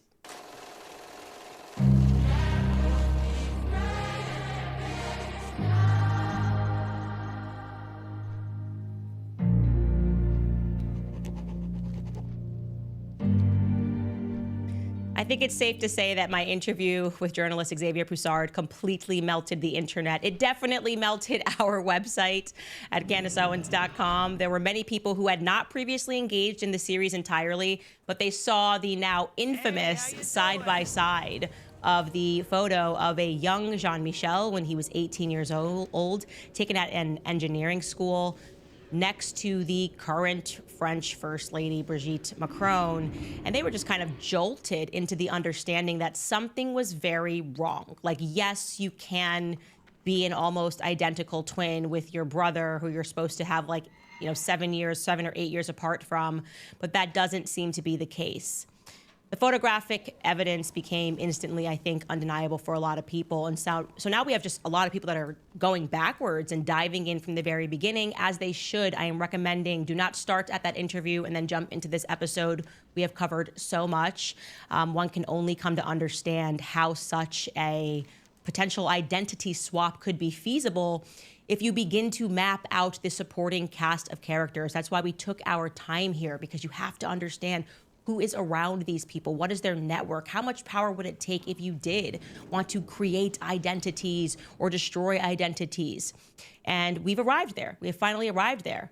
So first and foremost, just bringing this back up, let's take again a look at Emmanuel's family tree. And of course, we have learned, and I'm going to reinforce here, that he is not, at least it doesn't appear that he was close to who are supposed to be his biological parents or his biological siblings, at least by any stretch of an understanding of his own autobiography, right? He didn't write about them, just a couple of sentences, but he had so much to say about Brigitte's family, and really only a lot to say in terms of his biological family about his grandmother. And I think most of us suspect, and I can say I most certainly do, that that mom and dad, they're not actually his mom and dad. That's how I just feel about the circumstance in terms of him describing, well, it was my grandmother that first taught me how to ride a bike. And I also find it to be suspicious. Again, this is our last episode, so we can start to theorize a bit. I feel incredibly suspicious about the fact that they're both doctors, that they were doctors, that dad's a pediatrician, and your mom, who we thought or didn't understand why she was involved with the Social Security office, actually was involved in helping transgendered people secure new identities. That doesn't make us feel good about that nebula that is around them. Then, of course, like I said, the curious case of his grandmother, who he affectionately calls Manette. We know that there are virtually no photos of her available. The person who essentially raised Emmanuel Macron, again, according to his own autobiography, we are given just 2 photographs of. Why? Do we even actually know if that was her name? She was allegedly also a teacher. Why is it so hard to get photographs that demonstrate his childhood? Was her name even actually Germaine Aribet Nogue? Did she have another name that she maybe potentially used? I'm taking you guys through my own process here. Why are we just getting these 2 photos? Like I said, while in the past we have stuck strictly to the facts, today we are going to permit ourselves a little more wiggle room. I hold the suspicion that many of the people have come to, I think, at the same exact understanding that it could be plausible that all of these people have multiple identities. If you've got somebody in the family that can destroy identities and create identities, why wouldn't you use that to your advantage? And I also think it's important to think about the time frame. It was a different world. You know, thinking about relatives that were growing up during World War I or World War II, we are talking about humans moving over national lines, nations changing, literally geographical changes that were happening, depending on who won wars or who lost wars, right? You had people who were hiding their true identities, sometimes out of a necessity, out of fear of persecution, right? You have to completely get IDs, change your identity, and hide in different countries. Well, we know for a fact that within this particular story, despite what we're being sold as the public, at least one side of the family changed their names or had one member who changed their names. And it's kind of strange that the public was sold this story about the Trognos without somebody just adding that actually we made up this guy's name. let's get into that Trogno family, right? The Brigitte Trogno, where did that family come from before they settled in Amiens and became sort of like a mafia? Because that's what it looks like to me. It looks like the Trogno family operates like a mafia to this day. They're supposed to be a family of chocolatiers. They have this supposed to be the sweet origin story. And this is actually the most recent publication discussing their family story that I could find in the local newspaper in Amiens. This was published in 1990, I think it was 1991, it might be 1993, and this was to announce the birth of another Trogno family member. And it's showing you the lineage of the fathers of the chocolatiers, right? So at first you have in 1852 John Baptiste. He was leading the shop. Then you have Jean, then you have Jean, then you have Jean-Claude, then you have Jean Alexander. And I'm showing you this because I want you to understand all of the men in the Trogno family have the same first name, Jean Trogno. That is significant. It is significant also because it complicates matters, okay? So if they say Jean Trogno is alive and well, you're not really getting anything there, right? Is it cousin, brother, uncle, nephew? Every male in the Trogno family has the name John Trogno. And most of them, by the way, to be clear, have more than one middle name, okay? So first and foremost, just going back to that publication, if we can get that back up, that first original Trogno, Jean Baptiste, yeah, that was a lie. His name wasn't actually Jean Baptiste. The original Jean that settled in Amiens and opened this chocolatier shop, his real name was actually Marc Etienne Xavier Trogno. So that's just a part of the legacy that they just like made up. And I'm not sure what the reason or the purpose of that lie is. Again, we know for a fact his name was Marc Etienne. We were able to secure the birth certificate. This is not disputed amongst genealogists. So it's just the question of why even start with a small lie about your family's legacy? Is it because you wanted to show lineage? Or was a conscious decision made for one reason or another that's unbeknownst to the public to tell that lie? Is it really about just making things more confusing? Did you make a decision that we're going to call everybody in the family Jean? For what reason would that be? Why would you make that decision? Even, by the way, to be clear, the women in the family also have male middle names. So we're going to bring up that family photo again, the now infamous family photo. We are told, by the way, that that's Brigitte in her mother's lap. It looks nothing like Brigitte, but we're just going to go with that. This photo, again, to remind you, was introduced to the public by Mimi Marchand, who we do not trust to save our lives. But you can see Brigitte's middle name, her full name is actually Brigitte Marie Claude Trogno. Okay? Brigitte Marie Claude Trogno, which is interesting, by the way, to be clear, because her dad, as you can see, doesn't have Claude in his name. So she's taking on Claude Trogno for what reason? Her dad is John George Trogno. He does have a son, as you can see right above there in this photo, a son who has Marie in his name as well. His name is John Claude Marie Joseph Trogno. That's a lot of names. You don't typically see this in families outside of the aristocracy. Right? Outside of the aristocracy, where you'll see 20 names going back to show their lineage. John Claude Marie Joseph, Brigitte Claude Trogno. And then, of course, we have our guy, Jean-Michel Henry Trogno, to the far left. And then, just to add more confusion, the people in the family seem to marry people that have the same names as their siblings, okay? So this is not too relevant for you to remember. You can keep that photo up because I just want to keep going through it. But Monique Trogno, there on the right, she married someone with the same first name as her brother. So she married someone named Jean-Claude, okay? Bit confusing. And then Jean-Claude, the brother up top there, married someone with the same name as his sister, Brigitte. He married someone named Brigitte Poisson, so she then became Brigitte Trogno. Just very convenient and very confusing. And this is why you can just sort of go down this rabbit hole. And it makes you wonder, as I have wondered, is this confusion intentional? Because if you have all these names and everyone's kind of got the same name, my brain just goes, it would make it very easy for you to move throughout the family and share identifications, right? To go in and say, I just want an ID that says Claude Joseph. Oh, no, that is my name. I have a lot of names, but I'm actually Claude Joseph. And so maybe now I'm going as Claude Joseph. Again, I'm speculating here, but to be clear, this image in general is not one that I'm comfortable with because, as I mentioned, we do not trust Best Image because we do not trust Mimi Marchand. And the first time that this image was ever presented to the public, it was given to the public to the documentary filmmaker who said that she felt like she was interviewing with the police when she was trying. Her name was Virginie Lindhart. Remember her? She did this documentary, Brigitte Macron, a French novel. And she said she had never been questioned like that. She was only allowed to speak to certain people, given very few photos. And those photos all had to go through Mimi Marchand's Best Image. So she's handing out these images.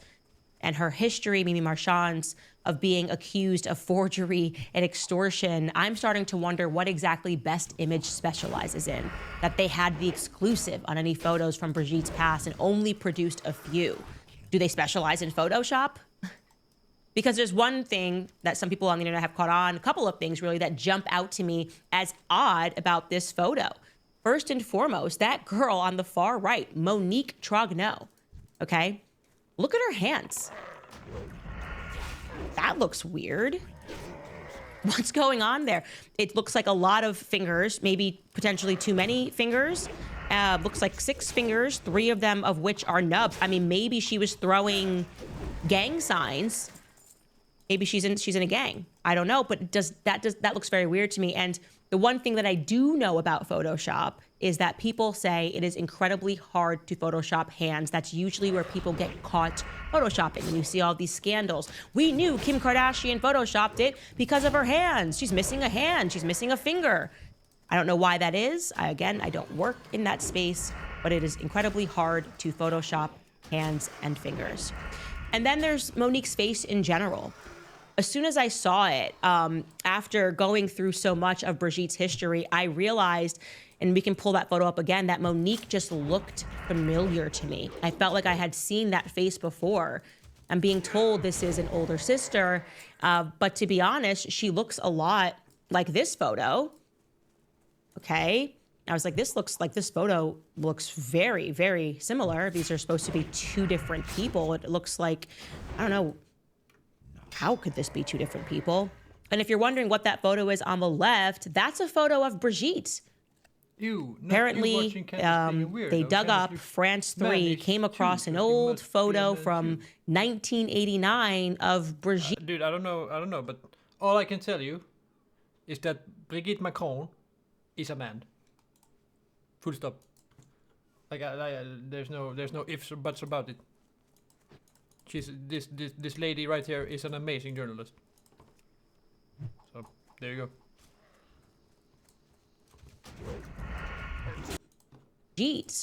Brigitte Ozier. Weird shit going on. So this is Brigitte after marriage. Brigitte in the teacher phase, and I just find that face is just so familiar. But hey, siblings are familiar, right? Not a big deal. You can look exactly like your sister, and so I just said to myself, okay, well, let me just see some current pictures of Monique. Maybe they still look like dead ringers for one another. And they're both alive today, so this shouldn't be hard to find photos of Monique. And actually, it was really hard to find photos of Monique, despite marrying a billionaire from Amiens, now a billionaire automobile family.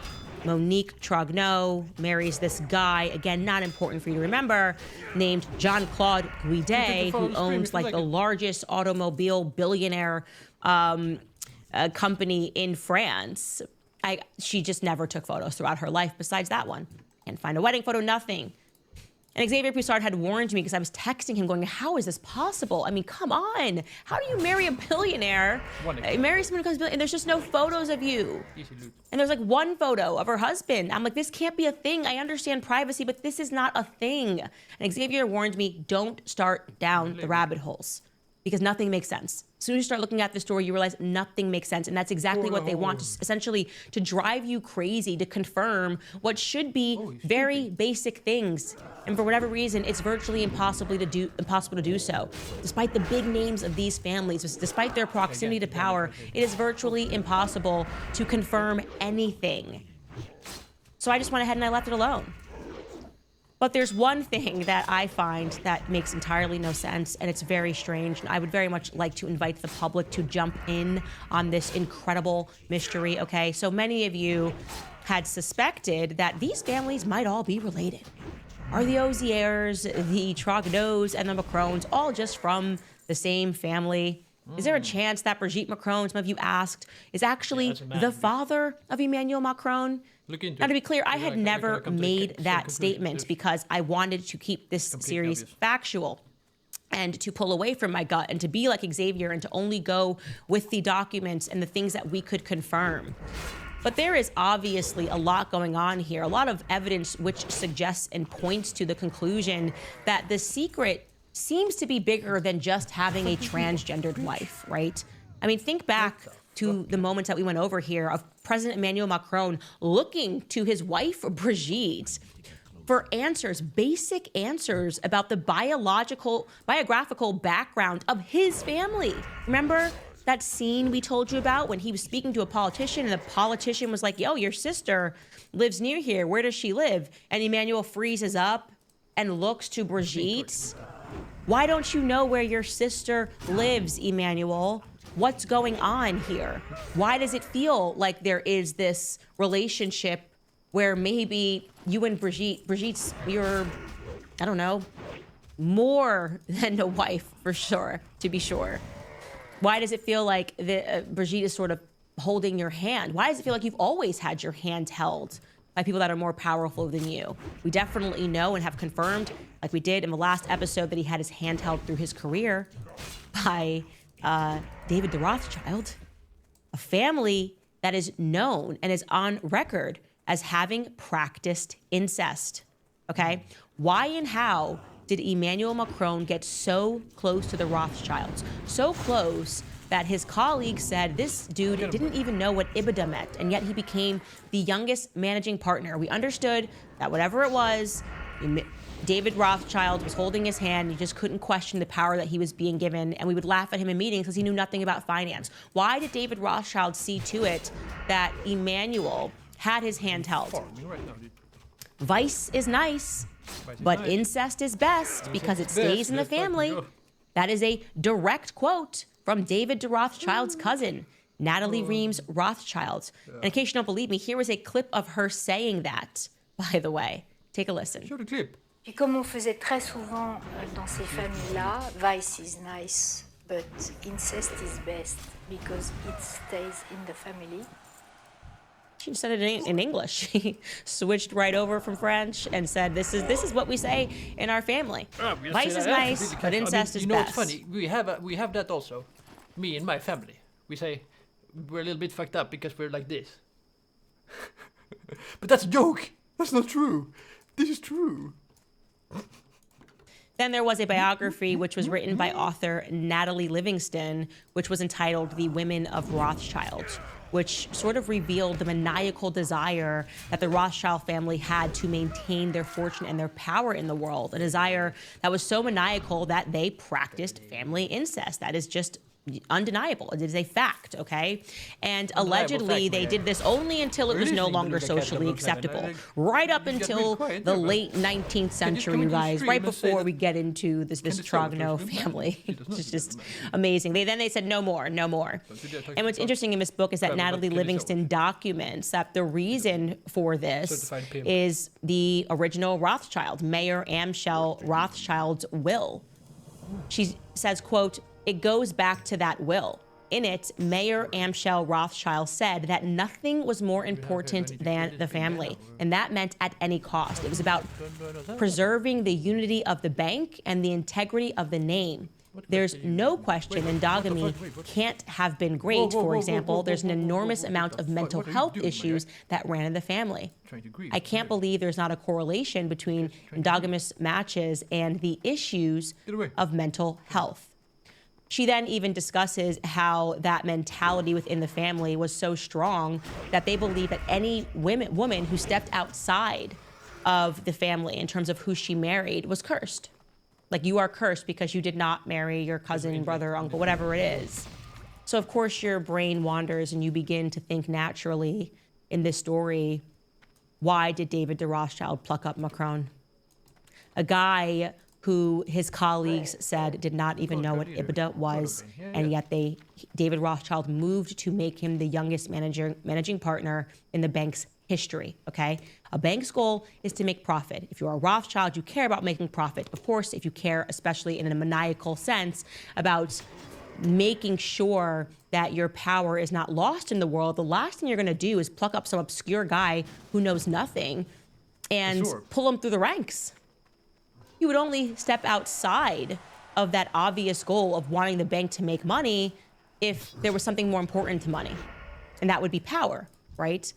And you would only do that if nepotism was going on, in my view. You're like, I'm pulling you through the ranks because you are related to me.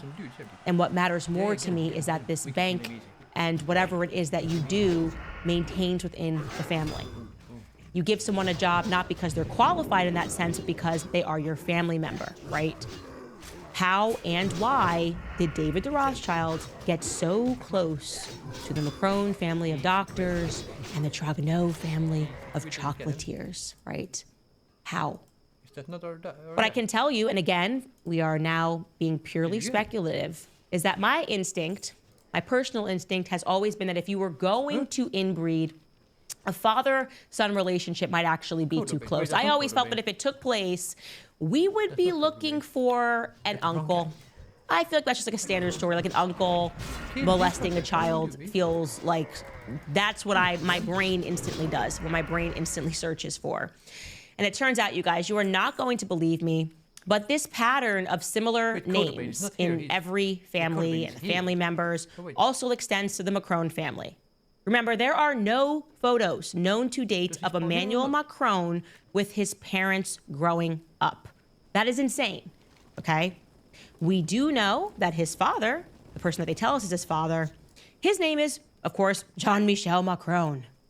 But there's another Jean-Michel that we haven't mentioned yet, and he's perhaps the most important one. Uncle Jean-Michel Nogue. Now let's add him to the Emmanuel family tree so you guys can get a visual here, okay? So his dad is Jean-Michel. His mom is Francois Nogue. Well, Francois Nogue has a brother and had a brother. As you can see, he died in 2006, and his name was Jean-Michel Nogue. Okay, that was of interest to me. Again, I'm going down the rabbit hole. I just want to identify who is who. Okay, he is the brother of Dr. Francis Nogue, the one who helps transgendered individuals get new IDs. Okay, amazing. And also she said, as we pointed out, that to her, Brigitte is not a daughter-in-law. Huh? What is she to you? Okay, let's just keep going down this rabbit hole. Well, the funny thing is that Emmanuel Macron did not follow the normal course of Catholicism, okay? He was not baptized as a child. In fact, his parents are not religious. He chose himself to be baptized at the age of 12 while he was at the La Providence school. So 2 years before he met the love of his life, Brigitte, he decided to make a decision, which is, I mean, that's amazing, right? I say, I want to be baptized. And that's a weird thing. I think it's a remarkable thing, but not a weird thing, a remarkable thing for a 12-year-old to do without parental guidance. But what's interesting in that what we haven't mentioned before is that he chose his uncle, Jean-Michel, to be his godfather when he got baptized, okay? So baptisms are not supposed to be just like an act of vanity. I know today they've become them. I'm just going to pick a godfather or godmother, and actually I have no faith in God, no faith in religion. I just think it would be cool or whatever. That's kind of the modern interpretation. Now, this has significant spiritual meaning. This person is supposed to be selected to be the person to guide you spiritually throughout the rest of your life. If something were to happen to you, this is a person that your parents would entrust. If something were to happen to your parents, this is supposed to be an individual that your parents would entrust to guide you spiritually for the rest of your life. Emmanuel Macron picked Jean-Michel Nogue, his uncle, okay? I'm going to read this directly from Xavier Poussard's book. He wrote, quote, "A character in particular caught our attention. Emmanuel Macron's maternal uncle, Jean-Michel Nogue. He was important. Emmanuel Macron chose him as his godfather when he decided to be baptized. The role of the godmother obviously fell to Manette. Born on December 25th, 1940 in Nièvre, and died on October 6, 2006 in Amiens, Jean-Michel Nogue was not some general practitioner. He was a prominent member of the board of the Faculty of Medicine of Amiens, as indicated by his obituary published by his colleagues in Le Courrier Picard. Remember, that's the newspaper in Amiens. He was also the chairman of Domus Medica, a non-trading real estate company, bringing together numerous of local healthcare professional organizations. Then he gets into, these are just French for the council department, blah, blah, blah. So this was an important man. He's a huge figure. So I thought, surely this man, Uncle Jean-Michel, must be photographed somewhere. Maybe a photo of him and Emmanuel at the baptism day. Maybe at La Providence. I don't know. Maybe on Emmanuel Macron's wedding day to Brigitte. Surely we can find a photo of this guy within medical circles, okay? And you're not going to believe this, guys. And of course you're going to believe it. First and foremost, he died in 2006, the year before Emmanuel Macron got married to the love of his whole entire life, Brigitte. And regarding photos, of course, Xavier Poussard attempted to secure them. He specifically went to the archives of the Faculty of Medicine, where Jean-Michel, Uncle Jean-Michel, worked in Amiens and built up such a remarkable reputation for himself. And guess what? For whatever reason, they refused the request. So we don't have any photos of him. He died in 2006. And we don't have any photos from him from when he was alive and was clearly very active in Emmanuel's life. And I don't know why Emmanuel didn't dedicate an entire chapter to him, his uncle, who he was so close to spiritually, his leader. You know, that's not something you just forget, right? The person who you believe is going to spiritually guide you throughout the rest of your life. You know, you're attending a Catholic school. You would know the significance of such a meaning. Why did you pick him? This means nothing. It could mean nothing, guys. It could mean everything, okay? It just, again, more than anything, demonstrates the unbelievably, unnecessarily secretive nature that surrounds this family. People exist on paper, they don't exist in photos, and then they disappear, right? You have to imagine, by the way, that Uncle Jean-Michel would have been living in Amiens at the same time that Jean-Michel Trogneau would have been living in Amiens throughout his marriage with the woman that he married. And I'm totally blanking on her name. Who did Jean-Michel Trogneau marry? Veronique Drew. Yeah, they were all just in this little close community. You'd have to imagine that, right? At the same time, but who knows? They both just kind of disappear into thin air. Anyways, this is just what happens when you look into things. They debunk nothing, by the way. If you ask, hey, could you just clarify that? Can we get a photo here? Yeah, they instead wait for everyone who's investigating this to make a mistake, and then they sue people. Make a mistake while you're asking meaningful questions, and you are going to get sued if you live in France. Worse, you could be in prison. People have been imprisoned for looking into the story, arrested for looking into the story. Xavier is correct. It is meant to drive everyone crazy, jumping through 1,000 rabbit holes. And speaking of rabbit holes, we should now discuss more thoroughly the little chubster, the little fat one, as Xavier calls him, recently presented by the media as proof that Jean-Michel exists. Listen, I want to be very clear. I have no doubt in my mind that a Jean-Michel exists in Amiens. It seems like that's just everyone's name. Everybody's Jean-Michel. So do not color me shocked when they say, we have found a Jean-Michel. I've already found about 6 of them. Now you're probably thinking, Candace, yeah, there's just too many Jean-Michels in every side of this family. I'm not quite sure what to trust. Well, we at least have to try to understand who this little chubby guy is and if he is indeed the same Jean-Michel that is pictured in the initial Trogneau family photo. First, just want to throw to some of our sponsors. Jacked Up Fitness is one of them, with RFK Jr.'s historic confirmation. The Make America Healthy Again movement is finally here. That's why I am so excited to tell you all about Jacked Up Fitness. George and I are moving soon, and we cannot wait to have a full home gym that's going to be set up. I view but myself to 2K. You're an OnlyFans. And just fucking, oh no, right? Easy. Easy, way to the top. Did my boy, he just has to loot him, right? Yeah. Is it? Wait, I can go, let me go do this also. Then we'll come back, turn that in, do that, do this, do that. Looking good, feeling good, smelling good. Right? Need these fucking sunscale feathers. That's what I need. Come here. I'm out of yeah. You need 3 of them, right?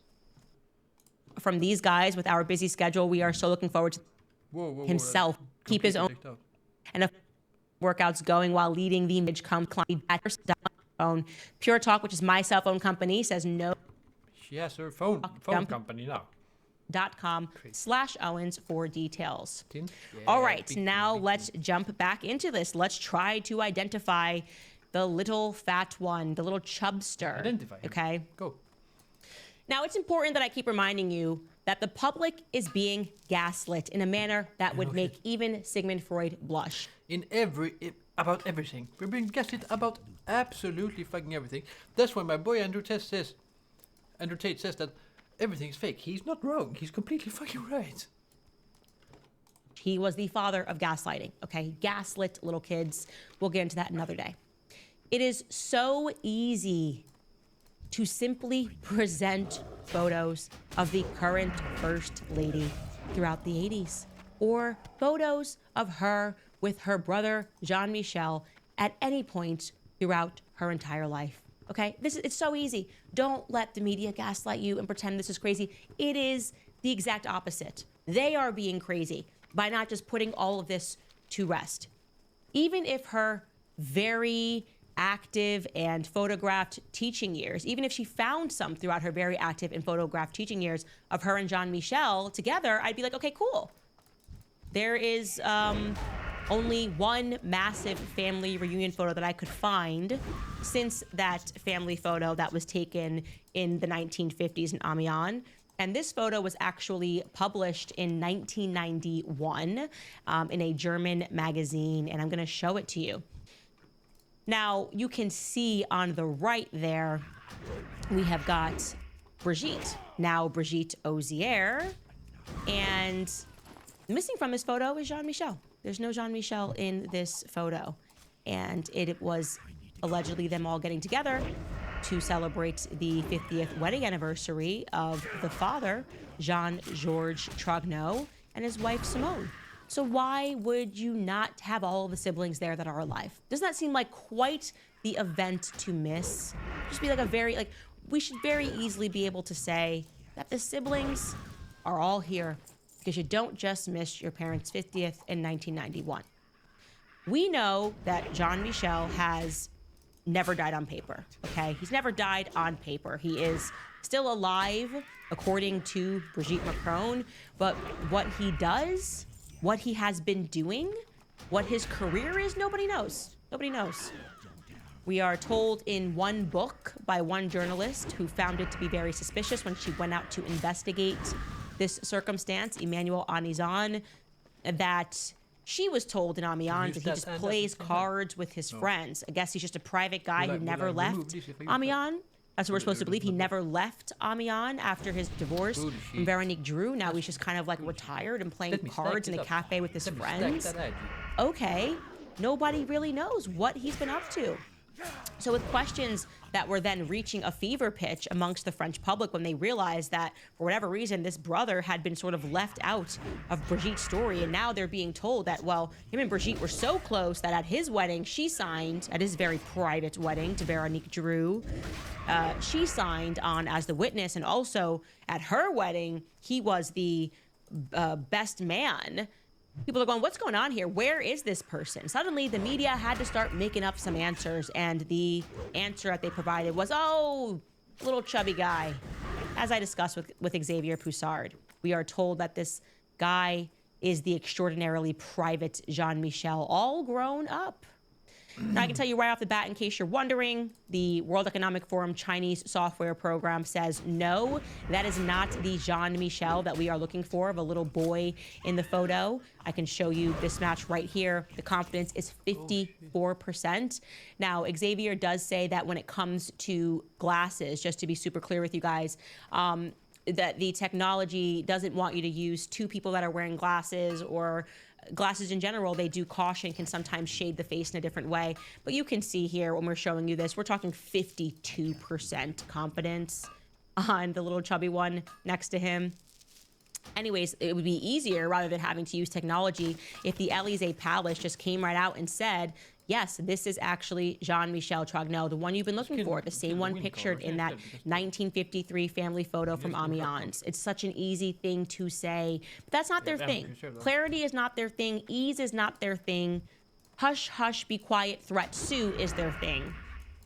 So instead, just to be clear, in the initial letter that they sent me, the 100-page letter of an opportunity, really, to say to me, do not publish your series.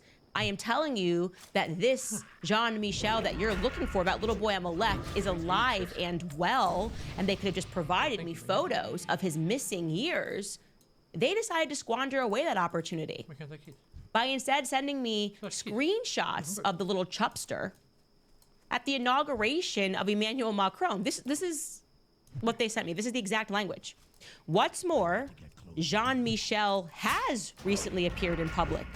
He attended President Macron's inauguration in 2017 and 2022. During your June 12th, 2024 appearance on Piers Morgan Uncensored, you bet Piers Morgan $100,000 that he could not find a photo of Jean-Michel Trogneau, implying that this would disprove your false claims. Below are publicly available images of Jean-Michel Trogneau from videos of President Macron's 2017 and 2022 inauguration. You will see that not only is Jean-Michel present, but also in the same frame as Brigitte Macron. The conclusive evidence that you have been seeking to debunk your claims. Okay, so this is amazing. Keep that up for a second, okay? It's amazing for a lot of reasons. It's amazing that the Élysée Palace, rather than giving us a document, a passport with things blacked out, but maybe just his name, a driver's license, anything that would be a form of ID, photos of them together growing up, because this is our problem, is sending me screenshots of an inauguration with the guy in the background. Aha, it's debunked. Jean-Michel exists. Like I said, 27 of them exists. I have no doubt that a Jean-Michel Trogneau exists somewhere in Amiens. In fact, there's probably 20 of them. But of course, they mistook me for a fool. Okay, I've already been made wise to their game, so to speak. Names and it's all about how you phrase the questions. It means nothing to tell me that a Jean-Michel exists, but it would mean everything if they simply spelled out an answer to a basic question about who they are claiming is Jean-Michel. So we went back to them with an exact question, so there could have been no remaining confusion. We were clear. We will publish the truth. Here is the wording that we wrote in our letter back. Because the Macrons dispute the substance of Candace's reporting and opinions, we would like to provide them with the opportunity to present their stories and to clear up any rumors in the press. As such, we offer any date and time during the months of January, February, and March of 2025 for an interview between Candace and your clients. Candace, her producer, and a videographer will fly to Europe and arrange for a translator and studio in which the Macrones can answer questions. As you know, the first remedy for a defamation plaintiff is mitigation by using available opportunities to contradict the lie or correct the error, and thereby to minimize its adverse impact on reputation. We are providing such an opportunity. To facilitate this interview, we offer the following questions in advance. So we gave them this opportunity weeks before we began this series to answer a specific question about Jean-Michel at the inauguration. And here is the question we asked. I draw your attention to number 3.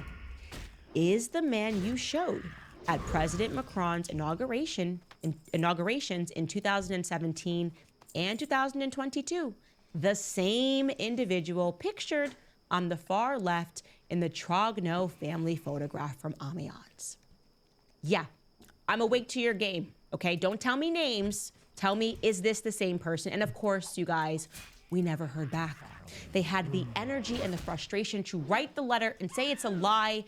And we gave them a runway of 2 weeks to say, just give us a yes or no to this. And I promise you, okay, hand to God on my children's lives, if they had answered and said, yes, this is him, I would be reporting that information today, because I'm not interested in jumping down this rabbit hole for the purpose of spinning a conspiracy theory, okay? There is something very wrong with this family. Candace, perhaps you're a truth and disclosure advocate. You're an authenticity advocate, just like me. And I can see it. Look, she just on her children's life, like, it ain't no joke. This ain't no joke. You hear that, Beluga Cat 007? Huh? You have to come. If you're gonna come at us here, you're gonna have to come with some fucking. You're gonna have to bring it. You're gonna go up against my girl, Candace Owens, okay? She will hand you your ass on a platter. If you ain't coming with some conviction. Right? The biggest thing that is wrong with this family is their refusal to answer basic questions while pretending that they're being victimized by the questions at the exact same time. It is bad faith acting. Plain and simple, bad faith acting. Completely So, with no response from them at all, suddenly them going mum on answering these very basic yes or no questions, we decided to instead turn to try to identify the guy with the inauguration footage. What is this screenshot? They gave us in their notations a YouTube link, hours of footage from the inauguration, and we decided to scrub through it.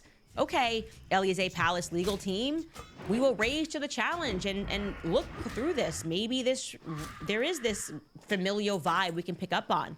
First thing that I should note is that in both of these inaugurations, the Jean-Michel is not standing with the family for Macron's speeches, okay? Not at either inauguration.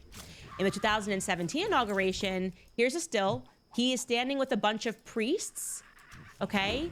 And when you watch the footage, the family is all walking together as they go down the line and say hi to people. And Laurent, that would be Brigitte's quote-unquote daughter, speaks to him very briefly. They're all saying hi. It's like you got to kind of walk through and say hi. The family is walking down, and he's greeted 2 kisses on the cheek by Emmanuel Macron, but he's not standing with his family.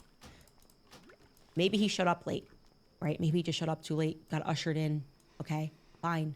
But that can't happen twice, right?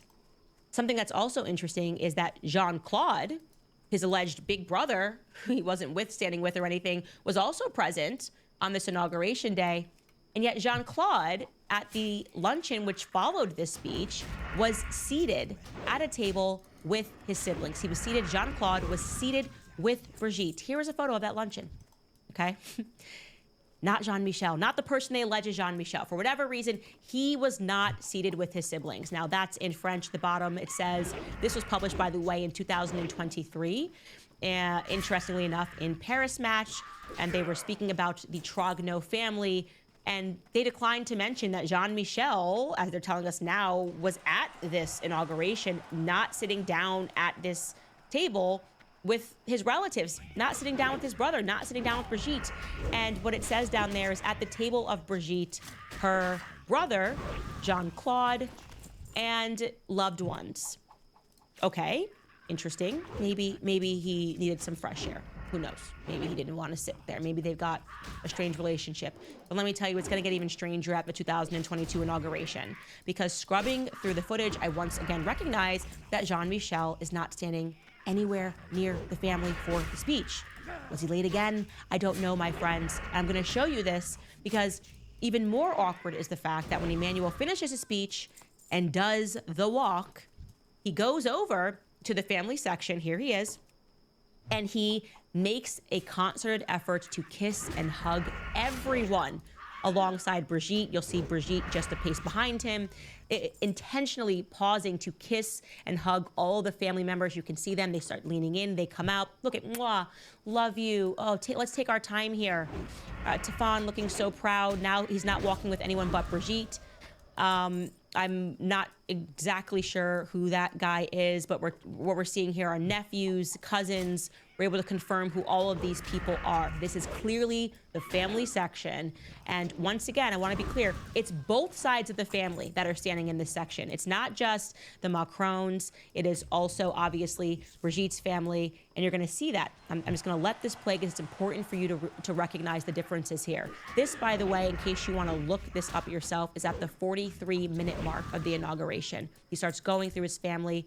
Now you're seeing Laurent, another child of Brigitte, okay, kissing her kids. And now behind you have who is supposed to be his mother, biological mother, Dr. Frances Nogue, who spends her time helping transgendered individuals get new IDs. This is the family section, okay? There is no question.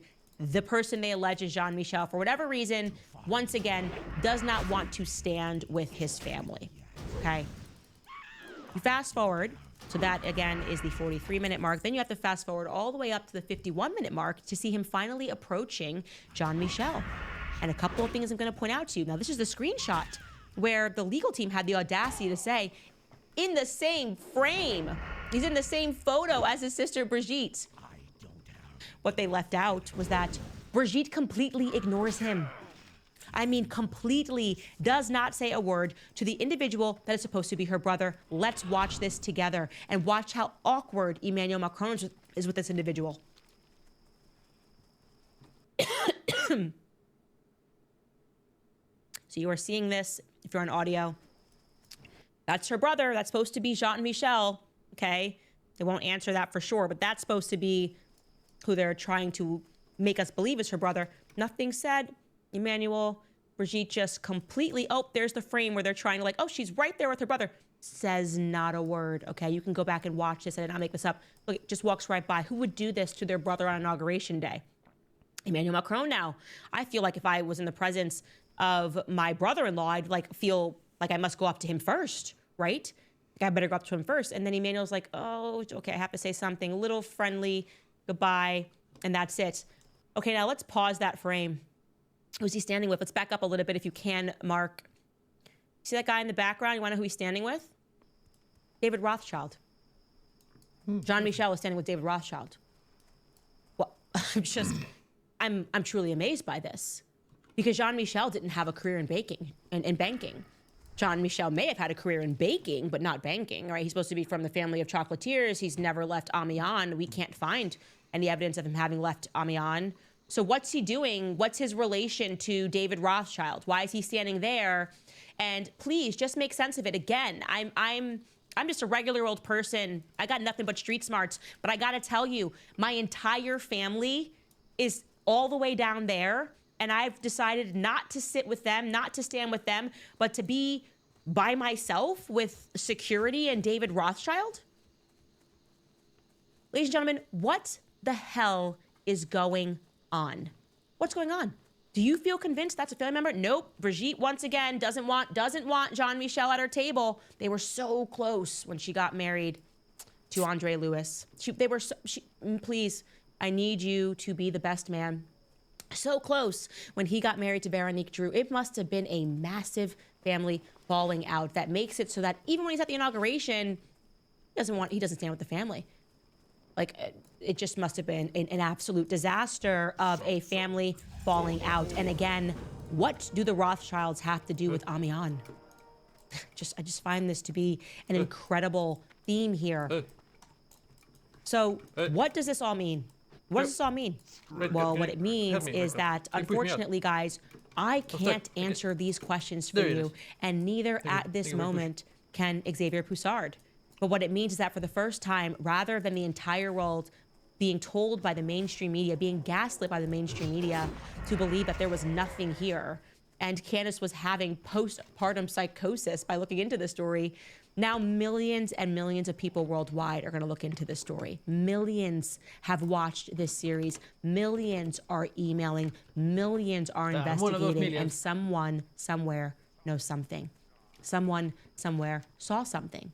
Someone somewhere may be able to find a photo of Jean-Michel Nogue in the archives of the medical centers that he worked at throughout his illustrious career.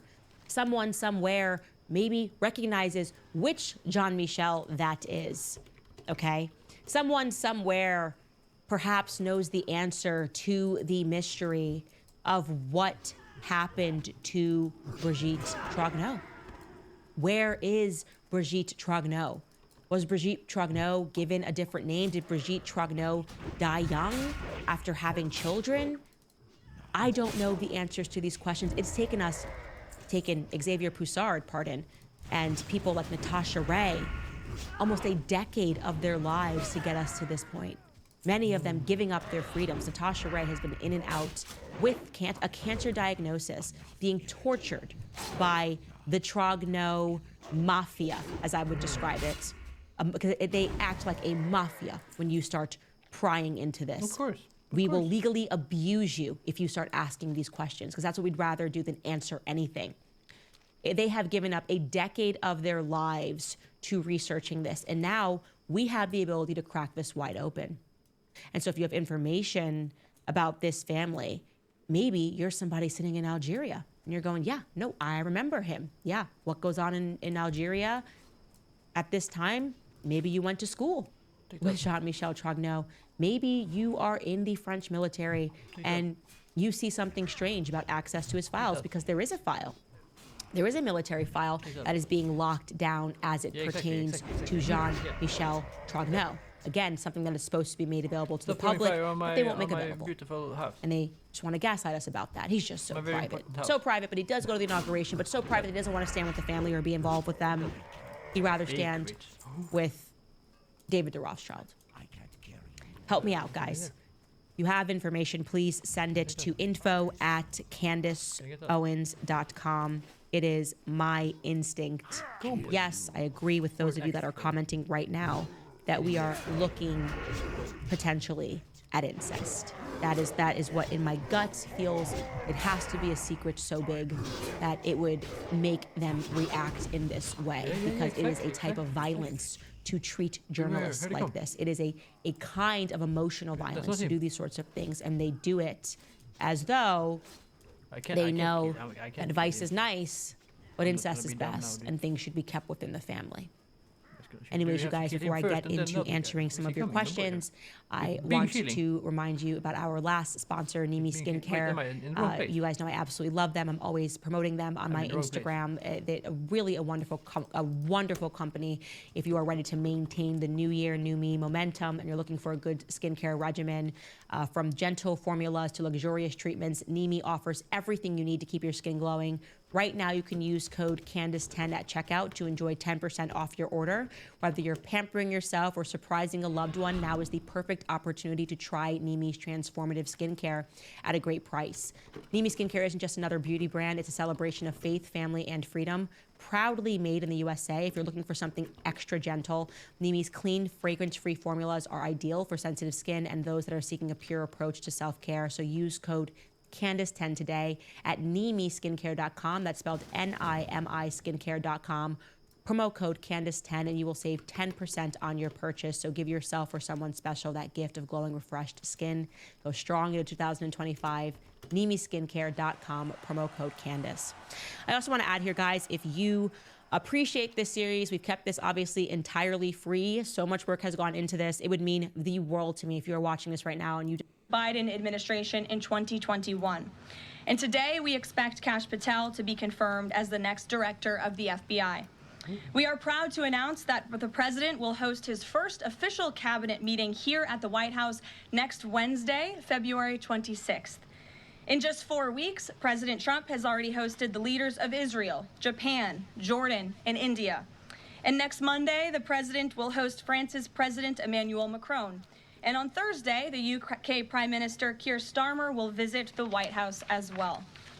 As you all know, over the past month, the President has taken questions from the press, all of you, nearly every single day, sometimes on multiple different occasions in the same day, on any topic any of you wish to talk about.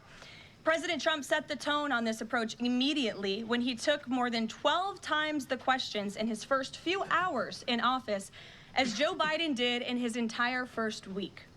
Yesterday, we hosted a local media row here at the White House with television and radio stations from across the country that reached up to 60 million viewers and listeners. In our ongoing pursuit of transparency on this 1 month celebration, I am thrilled to bring 3 of my colleagues and our policy experts here at the White House to further recap this incredible first month of accomplishments in greater detail. We have Deputy Chief of Staff for Policy and Homeland Security Advisor Stephen Miller, the Director of the National Economic Council, Kevin Hassett, and our National Security Advisor, Mike Waltz. I will hand it over to them. They will deliver brief remarks on the accomplishments of this administration in the first month, and then we will open it up to Q&A. When we open up the Q&A portion, I do ask, for the sake of efficiency in this room, that you direct your question to the principal you seek an answer from, and I will call on you in this room. But first, I will let them roll through their remarks, and first up, I'll turn it over to Stephen Miller. Thank you. It's great to be back. And I want to just thank you all for joining today, our 1 month celebration of the most historic opening to a presidency in American history. No president comes close to what Donald Trump has achieved over just the last 30 days. Do I have a key running? He has packed 8 years of transformative action, Stop restoring this fucking nation. I'm so done with this fucking Trump and Elon thing, honestly. Every single time when something seems too good to be true, it is. Everything is still a complete fucking clusterfuck, right? Trump, okay, I'm gonna say it again. Trump's uncle or something, John Trump or whatever his name is, he was the fucking main guy at the fucking MIT. He took Tesla's documents. There's no chance that that's a coincidence, right? There's not a chance. It doesn't happen. Elon Musk knows about exotic propulsion. He knows about free energy. He knows that the chemical rockets are not going to Mars. He knows about ice ages. He knows about the magnetic pole flip. They know everything about it. So I'm already over it. I'm way too esoteric. I'm way too deep in this shit. I'm manifesting way too much to believe anything that's going on. Of course, everything good he's doing, great, of course, yes. Drain the swamp, whatever. Ain't nothing gonna happen. They're going to Fort Knox, they're gonna find the gold. It's all still a giant fucking fugazi. And that ain't never gonna stop. Now he's doing everything he can to stop the inevitable fall of the American empire. Funny to see. It's fun. It's cool to see. It's a great, amazing show. Amazing game, amazing simulation, amazing holographic projection from the 9th, 11th dimension. And that's that.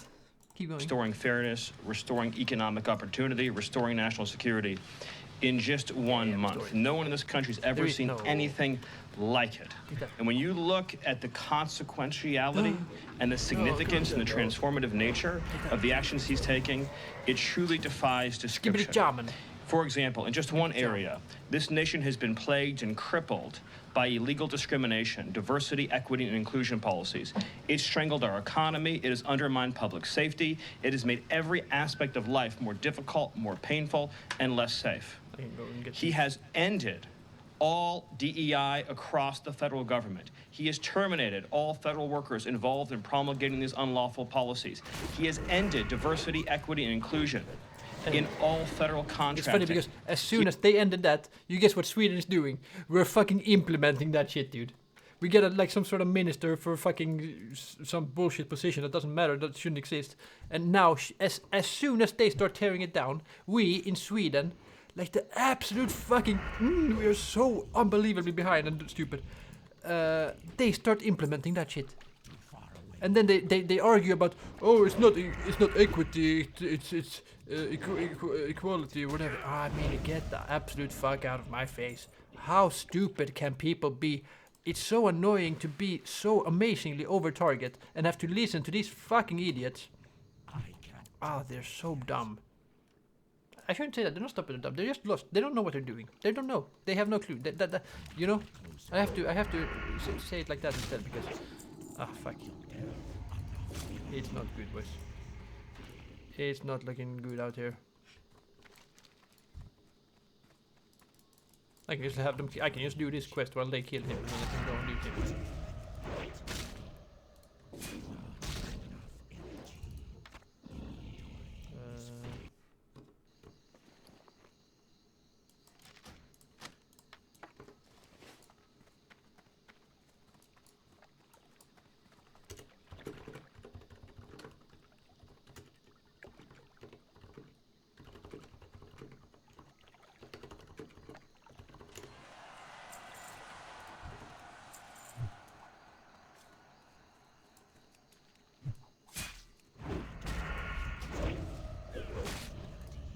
He has restored merit as the cornerstone of all federal policy, restored the full, fair, impartial enforcement of our federal civil rights laws for the first time in generations.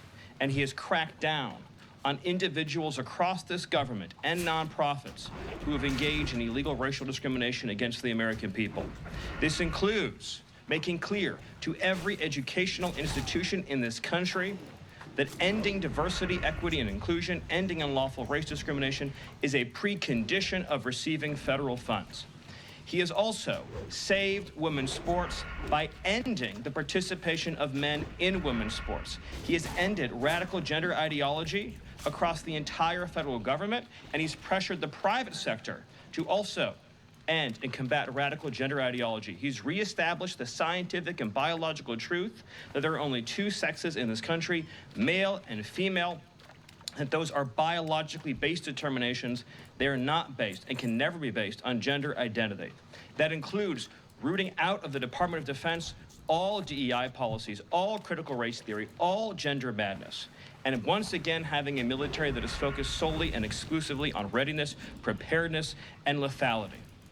As I'm sure Kevin will talk about more, of course, he has undertaken a historic cost-cutting effort across the federal government, launching the first ever Department of Government Efficiency, uncovering corruption on a scale that we never thought imaginable, terminating every single federal worker that we have found to be engaged in the corruption and theft and the waste of taxpayer dollars, and already saving $50 billion in a single year, which over a 10-year period would be $500 billion. Just think about how vast and enormous that sum is. Of course, as you all know, he has renamed the Gulf of Mexico to its correct and proper name, the Gulf of America. He has renamed Mount Denali into Mount McKinley, part of a historic effort to restore patriotism and national pride all across this land. He has ended the weaponization of the federal government, restored the Department of Justice to its true mission of combating threats to this nation and keeping the American people safe. He has ended all federal censorship of free speech. This has been one of the greatest crises that has plagued this nation. Years and years and years, the federal government violating the First Amendment to take away Americans' right of free speech. President Trump has ended that, and he has demanded that all federal workers, all law enforcement, cease any effort to intimidate the rights of Americans or to police their speech. He has also restored the death penalty at the Department of Justice, including for illegal aliens who commit murder, including for those who murder cops, and including for all of those who threaten Americans with heinous acts of violence. The death penalty is back, law and order is back, the streets are being made safe once again. On the public health front, he has launched the nation's first ever commission, the MAHA Commission, Make America Healthy Again, following the historic confirmation of RFK Jr., to finally uncover the true root causes of the public health crisis in this country, the childhood disease epidemic in this country, the spiraling rates of pediatric cancer, and devastating childhood sickness. he has finally created a situation where the federal health agencies in this country will be focused on preventing disease, on keeping children from getting sick in the first place, not sending them to a lifetime in and out of hospitals, suffering needlessly, when we can find ways to prevent this epidemic of illness. Then, of course, on Homeland Security. Today, it is officially the law of the land, at the conclusion of the congressional notification process, that 6 Mexican cartels and 2 transnational gangs, Tren de Aragua, or TDA, and MS-13, so 8 organizations in total, are now formally designated as foreign terrorist organizations, which means that every single member of those organizations who operates on U.S. soil is now, as a legal matter, a terrorist, and they will be treated as terrorists. This is a sea change in U.S. policy. And this means the Department of Justice and the Department of Homeland Security, along with the rest of U.S. law enforcement and the Department of Defense, are now operating in a legal reality where these cartels are recognized as terrorists. And there will be a whole of government effort to remove these terrorists from our soil and to degrade their ability to threaten or undermine any American security or sovereignty interests. Border crossings, since the day he took office, are down 95%. I think it's almost impossible to even describe the scale and scope of that achievement. President Trump, within days of taking office, cut border crossings 95%. And those few who have dared to cross are being either prosecuted or deported.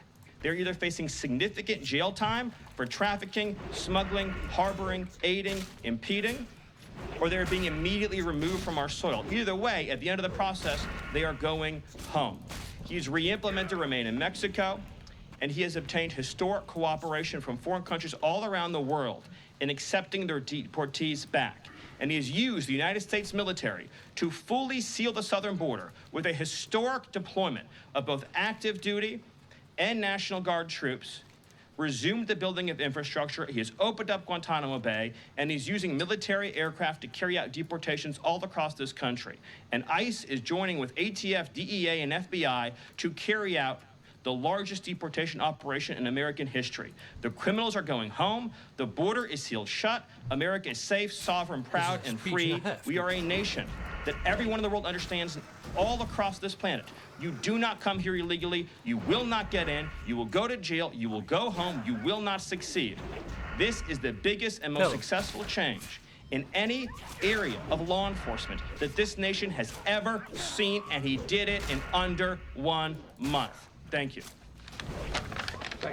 Yes. Well, thank you, Caroline. Thank you, Stephen.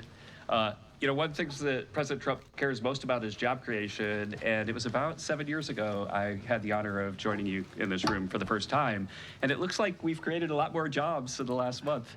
Look at how many people are here. My estimate is about 180, but I didn't count. So thank you. It's really an honor to be back here. I think that I just want to go over a few things and then hand it off to Mike. The first thing is that the president has told us to prioritize fighting inflation. And he had to do that because, as you know, President Biden let inflation get completely out of control. And he did it with policies that made no sense. They made no sense. You know, a lot of times you people say to us, our friends, the journalists, you know, why are you doing that? But you know, I like to think, why did they do that? Why did they spend so much money? And then why did the Fed print so much money so that we had inflation as high as we've ever seen since Jimmy Carter? So why did they do that? So we're addressing inflation. We didn't have to address it in the first term because it was always in the ones, almost always. But we're going to get it back there. And how are we doing it? Well, we're doing it with a plan that President Trump and I and others have talked about in the Oval that involves like every level of fighting inflation. First, the macroeconomic level. We're cutting spending. We're cutting spending in negotiations with people on the Hill.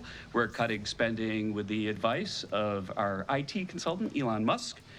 And then we're also looking into supply side things, like restoring Trump's tax cuts, maybe even expensing new factories so that there's an explosion of supply. If you have an explosion of supply and a reduction in government demand, then inflation goes way down. And then one of the things that you want to say is, well, when are you going to see it? Well, the first thing that you'll see when the markets believe that we're going to get inflation under control is that the 10-year Treasury rate goes down, because that's how they think about future expected inflation. And so we're still going to see some memory of Biden's inflation. It's not going to go away in a month. But the 10-year Treasury before the last consumer price index had dropped about 40 basis points. 40 basis points because markets were optimistic about our ability to fight inflation.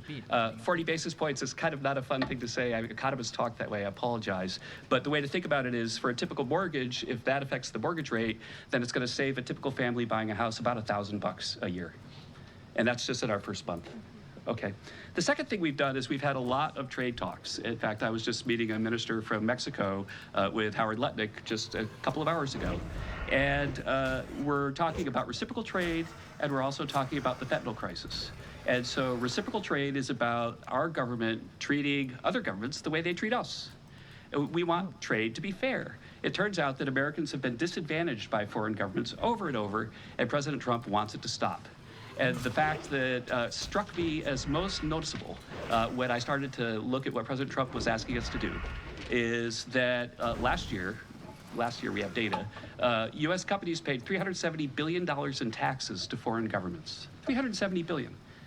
Last year, foreign multinationals paid us $57 billion in taxes. We have 1/4 of world GDP. They have 3/4 of world GDP, and we're paying 370, they're paying 57. This is not reciprocal. We're going to try, or we're going to, fix it. The other thing that we've done is we've had an all-of-the-above energy approach that's led by Doug Burgum and Chris and a really large team, EPA. And we've already made so many actions that are going to affect the price of energy and lower inflation. We've opened up 625 million acres to energy exploration. We've cut 50 years of red tape that makes it so you can't have permits. And we've even made it so that when you go home, if you get a new one, then you can take a shower or flush a toilet or read under a light bulb. We're doing that too. So finally, let's just think about like the facts that we can see right now that we think are awesome. So guess what? Small business optimism has gone up by the most ever since President Trump came in. ISM, which is the measure of what's going on in manufacturing, it's expanding again for the first time in years. CEO confidence is the highest it's been in years. And the reason people are thinking this is that our policies give people cause for optimism.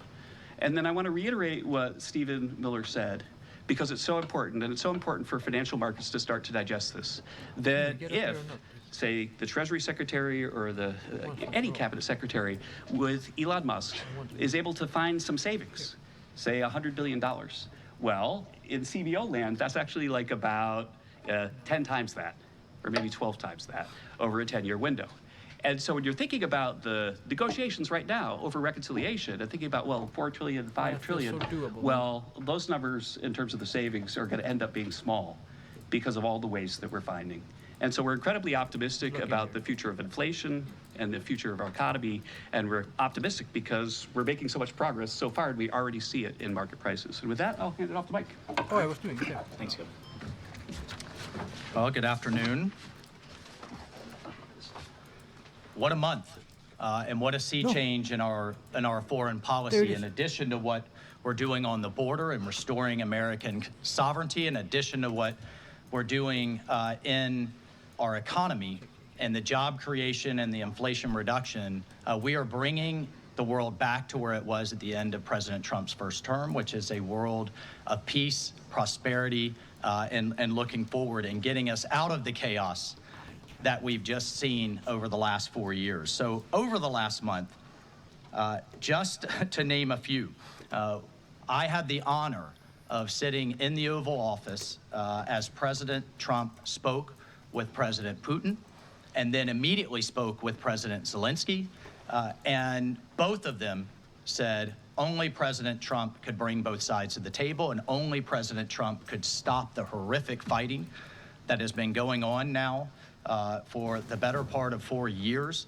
and that only President Trump could drive the world back to peace. Both of those leaders said that in back-to-back calls. And of course, we just had our historic talks mediated by our our good friends and partners, Saudi Arabia. We give great thanks to Crown Prince Mohammed bin Salman for hosting and sat down for the first time in years with the Russians and talked about a path forward with peace. On top of that, and one of the things that led to that was a tremendous confidence building measure that we had with the release of Mark Fogel. I'll remind everyone the last time that we had an American released from the Russians, either we gave a deadly spy, pressured our allies to give up a lethal killer, or we released under the Biden administration the world's most notorious arms dealer, Victor Bout, who, by the way, had one of his main clients for arms, the cartels in Mexico and Central America. We gave up none of that. This was released as a confidence-building measure, working with our great Middle East envoy, Steve Witkoff, and our Secretary of State as a first step towards opening these talks and then moving forward towards peace. On top of that, we've secured, just in a month, the return of 12 American hostages from Russia, from Bulgaria, from Venezuela, the Taliban, and Hamas. Excuse me, that's from Belarus, not Bulgaria. We also had, for the first time in quite some time, we took out a senior leader of ISIS, an international financier and recruiter that the military had been trying to take out for quite some time. And wasn't able to do so, frankly, because of a bureaucratic approval process. President Trump said, take him out, and that ISIS financier and leader is no longer on this earth. We've also taken action to eliminate other terrorist organizations in the Middle East. We drove, before the president was even in office, he started talking consequences for people that would hold Americans. Heretofore, there's been nothing but upside. You take an American, you get some better deal. You take another one, maybe you get a better deal. No more. There's now nothing but downside for taking Americans illegally, either as hostages or illegal detainees. And when President Trump sent a very clear message across the Middle East, but particularly to Hamas, that there would be all hell to pay, we suddenly saw a breakthrough. And now we just saw the release of yet another group of hostages. There have been dozens now, including 2 Americans that we've seen once again reunited with their families. As part of the talks with King Abdullah, he offered, and I think the entire world is graciously accepted, to take 2,000 sick children, cancer patients, and others out of Gaza as a humanitarian gesture. 2,000 Gazans will come out of that hellhole that it is, that wasteland that Gaza is right now, with unexploded ordnance, with debris everywhere, with no sewage, with no water. And President Trump has put forward a plan to deal with the practical reality that is 1.8 million Gazans now truly suffering. And then, just to bring it back to our own hemisphere, we've seen literally in the last month, after years of national security experts, the generals in charge, and others testifying and ringing the alarm bells about the Chinese Communist Party's presence in our own hemisphere, particularly in the Panama Canal. We're seeing the leadership of Panama step away from the Belt and Road program, move away from China and back towards the United States, and even enter into talks and other negotiations about addressing the ports on either side of the canal. And then finally, last but not least, we've had 4 world leaders in the White House, in the Oval Office. We've had the Prime Minister of Japan, the Prime Minister of India, the King of Jordan, and of course the Prime Minister of Israel, just in the last 4 weeks. And next week, we'll have the Prime Minister of the United Kingdom, and we'll have the President of France, Macron. So President Trump is on what we call Trump warp speed. We are all honored to be really serving under his leadership and his vision. And truly, when we all say, and the president himself says he is a president of peace, He is a president focused on restoring stability. I think the entire world saw what the world will look like without strong American leadership in the last 4 years. And it's truly been an honor to get us back to where we were and back on track under President Trump's leadership. Thank you, Mike. Thank you. Thank you, everybody. I'm sure you're very eager to ask questions of these very smart people working very hard on behalf of the president. We do have somebody in our new media seat today. We have John Stoll, who is the head of news at X. As you all know, you're all on X. It's home to hundreds of millions of users, a large contingent of independent journalists and news organizations across geographies and political spectrums. And at the same time, X remains the go-to platform for many legacy news outlets. And I know, as I mentioned, many of the reporters in this room use X to attract eyeballs to your work. Prior to joining X, John spent 2 decades in journalism, including several years as an editor at the Wall Street Journal. We are excited to have him in the briefing room today. John, we'll let you kick it off. And as I said at the top, please direct your question to the individual up here who you'd like an answer from. John, why don't you begin? All right, thank you very much. I am sitting in for a thriving ecosystem of journalists, independent and emerging news organizations who do depend on X for publicity, but I needed that for a business model. And so I look forward to seeing many of them in this seat in months and years to come. I also thank you, Caroline, for opening this seat up to new media. It really is a testament not only to your open-mindedness, but also to innovation, that you'd actually think about, you know, folks that are not traditionally credentialed to be in this room, and not only have a question, but also to witness. You know, this is a very important intersection of power and the free press. And so just the ability to witness this and be part of it, it brings everybody's game up. So thank you for that. I think this is for Mike Waltz. My question is about Ukraine. Sure.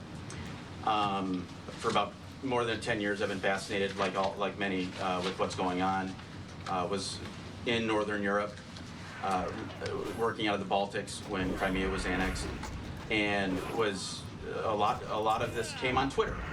The platform used to be known as Twitter. Was a lot of European leaders would talk about their disappointment and solidarity with Ukraine, but when it came to actually doing something, it felt like they were passing a hot potato and sent it over the Atlantic. I wonder how much of what we're seeing right now out of the administration of President Trump is a call to Europe and the European leaders and the allies that we've traditionally had to pick up that hot potato and start doing something a little bit more concrete to win and preserve the peace in Ukraine. The second question I have is, it's related, is there's been a lot of speculation that President Trump and the administration might be manipulated by Vladimir Putin. I wonder if you could just talk a little bit about the administration's posture and your confidence in the competence of this administration to go toe-to-toe with Vladimir Putin. Well, if there's I'll take the second question first. If there's anybody in this world that can go toe-to-toe with Putin, that could go toe-to-toe with Xi, that could go toe-to-toe with Kim Jong-un, and we could keep going down the list, it's Donald J. Trump. He is the deal maker in chief. There is no question that he is the commander in chief. And I, for one, and I think all Americans and around the world should have no doubt about his ability to not only handle Putin, but to handle the complexity of driving this war to an end. And then on your first piece on Europe, I'll take you back to 2014. You're right, there was a lot of hand-wringing in Europe and not a lot of action. There's also a lot of hand-wringing here in Washington under the Obama administration and not a lot of action. They literally threw blankets at the problem. And so I'll remind everyone that Putin had some type of conflict, invasion, or issue with their neighbor under President Bush with Georgia, under President Obama with Ukraine 2014, not under President Trump 45, and again with President Biden in 2022. The war should have been deterred. The war should have never happened, and I have no doubt it would not have happened under President Trump and will stop under President Trump again. But I just want to push back on this notion of our European allies not being consulted as we've entered into this process. I already mentioned the immediate phone call President Trump made to President Zelensky. He has talked to President Macron of France repeatedly last week. President Macron convened European leaders and then is coming here on Monday. Prime Minister Starmer is coming next Thursday. I've talked to every one of my national security advisor counterparts across the spectrum in Europe. I've talked to Secretary General Rutte, the leader of NATO, the Secretary General of NATO. We have repeatedly, oh, by the way, we had half our cabinet, 7 cabinet officials, including the vice president, at the Munich Security Conference, all engaging, all listening, and all making sure our allies are heard. However, we've also made it clear for years, decades even, that it is unacceptable that the United States and the United States taxpayer continues to bear the burden, not only of the cost of the war in Ukraine, but of the defense of Europe. We fully support our NATO allies. We fully support the Article 5 commitment, but it's time for our European allies to step up. And one of the things that Secretary General Rutte said on our call was, this last couple of weeks have been a real wake-up call. And I asked him, what have you been missing the last couple of years? The fact that we are going to enter into a NATO summit this June with a third of our NATO allies still not meeting the 2% minimum, a commitment they made a decade ago, literally a decade ago, with a war on their doorstep, the largest war that they're all extremely concerned about, but yet it's, well, somebody else needs to pay.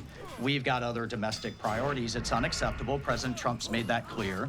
And the minimum needs to be met. We need to be at 100% in this June at the NATO summit.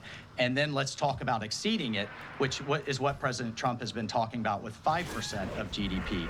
Europe needs to step up for their own defense as a partner, and we can be friends and allies and have those tough conversations. Great. Peter. Thank you, Caroline. I have a Ukraine one and a Doge one. Who can talk Doge? Stephen. All of us. Well, so Stephen, we're hearing about these Doge dividend checks that would be 20% back to taxpayers, 20% to pay down the debt. 60% is left. Who gets that? Well, the way that it works is when you achieve savings, you can either return it to taxpayers, you can return it to our debtors, or it can be cycled into next year's budget, and then it just lowers the overall baseline for next year. So in other words, you can just transfer it into the next fiscal window and then lower the overall spending level.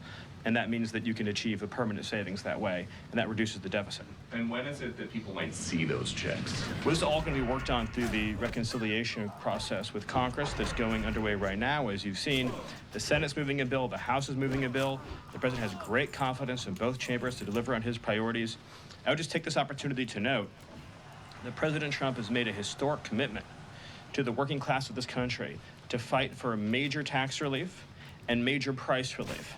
And cutting spending, as Doge is doing, and cutting taxes is the key to delivering on both of those promises, and President Trump is resolutely committed to doing both.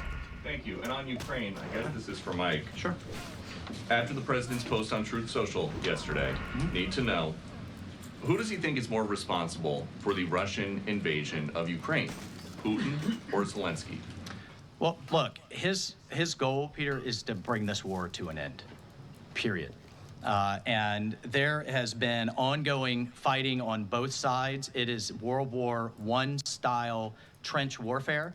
His frustration with President Zelensky is that you've heard is multifold. One, there needs to be a deep appreciation for what the American people, what the American taxpayer, what President Trump did in his first term, and what we've done since. So some of the rhetoric coming out of Kyiv, frankly, and insults to President Trump were unacceptable, number one. Number two, our own Secretary of Treasury personally made the trip to offer the Ukrainians what can only be described as a historic opportunity. That is for America to co-invest with Ukraine in their minerals, in their resources, to truly grow the pie. So case in point, there's a foundry that processes aluminum in Ukraine. It's been damaged. It's not at its current capacity. If that is restored, it would account for America's entire imports of aluminum for an entire year. That one foundry. There are tremendous... That's a lot of fucking aluminum right there.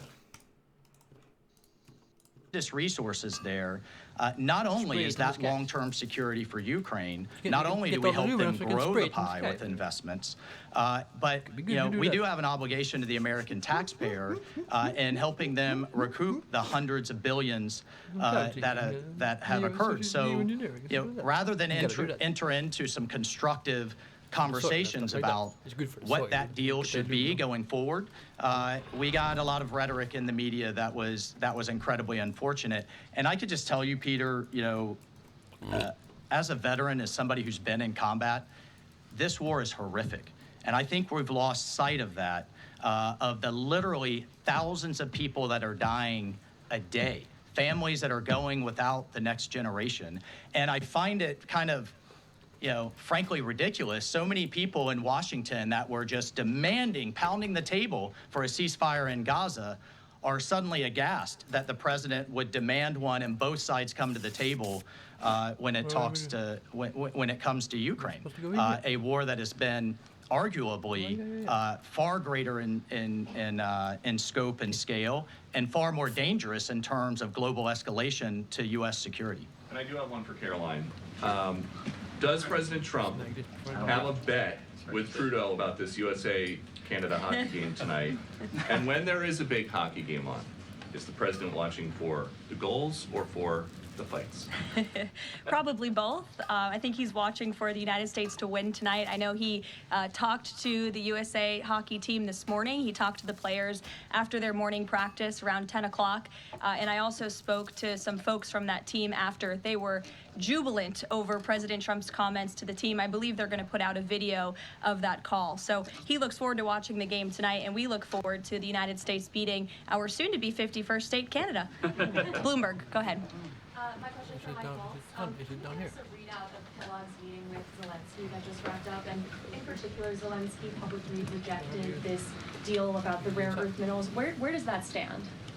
Well, we're going to continue to have, he needs to come back to the table, and we're going to continue to have discussions about where that deal is going. Again, we have an obligation to the taxpayer. I think this is an opportunity. The president thinks this is an opportunity for Ukraine going forward. There can be, in my view, nothing better for Ukraine's future and for their security than to have the United States invested in their prosperity long term. And then a key piece of this has also been security guarantees.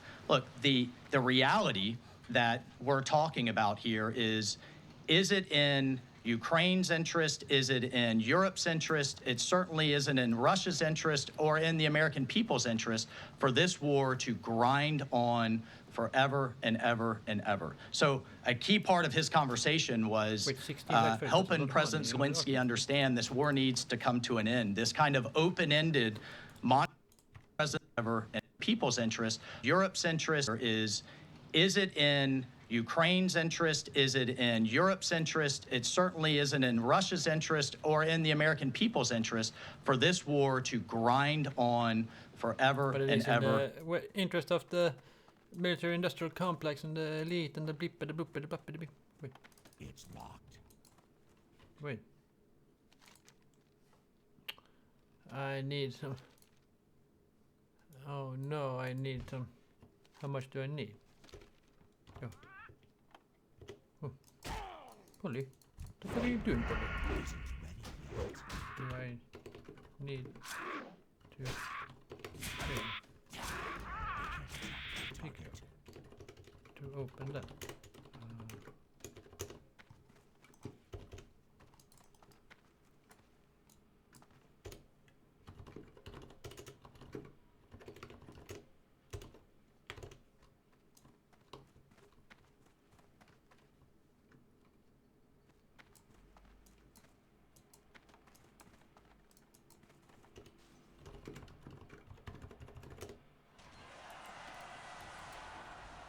Oh, Polly spawns. Oh, what the? That's a big. Look out, dude.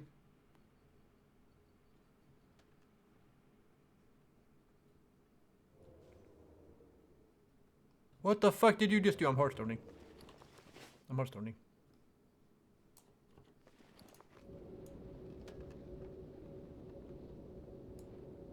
I need another cracker. I'm out. No fucking way. That was the scariest moment of my entire life. Jesus. Good, that's good to know that. I would have fucking gone in there. I would have fucking died. Holy shit.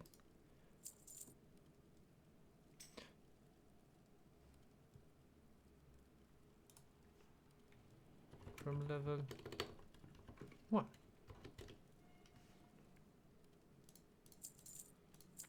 I have this. Something here. Okay, that's not something else.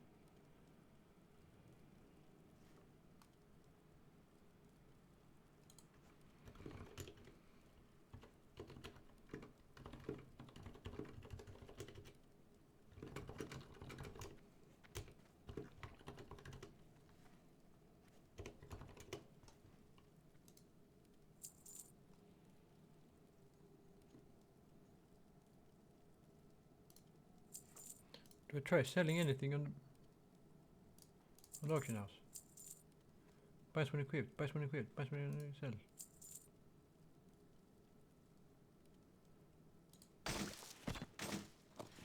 I have a lot of fucking shit.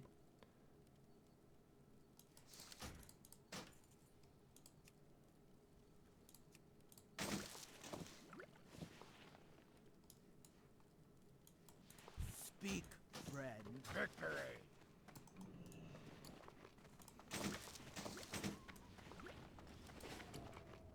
Dude, I'm gonna need a shit ton of coarse stone. I feel like Quinn right now, dude. What can I help you with? How can I put these? I want to make... I have to go like that, right? 10 silver, okay, well that's worth. Put that there. Massive. I put in all that stuff. Can put in some of this also.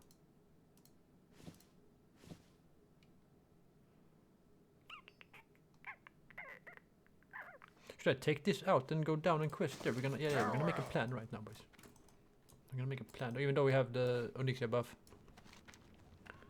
And we should be pumping. It's all good. We're gonna get a new one tomorrow. Where's the one dropping soon? Oh, 5 star. Oh, wait, I missed it. Oh, no. Blood and thunder. Yeah. For the horde. For the horde.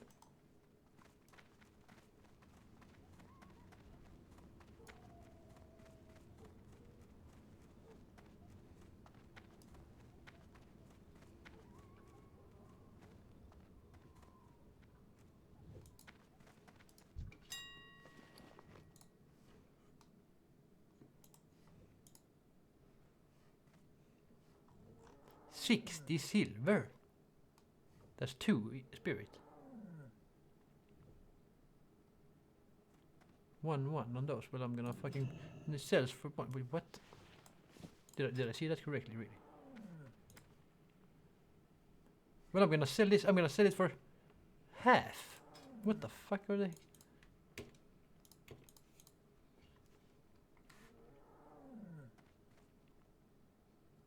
$24.99. $29.99. That's gonna sell like insta. Big money makings right now. Look at this. 40. Minus 2 spirit. Yeah. 40.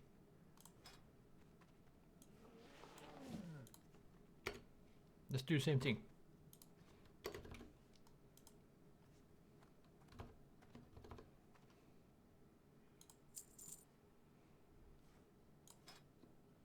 Mystic Cape. We don't have to sell that. Runic Staff. We don't have to sell that. Merc Sword of the Monkey. 11.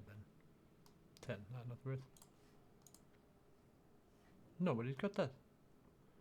Stonewood Hammer level. What level? Soulbound. Also Soulbound. That's not Soulbound. 10.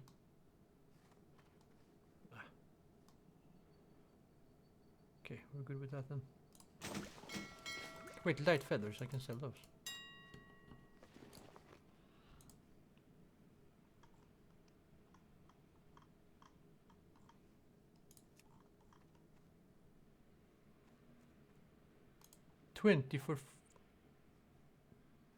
That has to be cheap. Wait. Like I really sold for. That's hella cheap.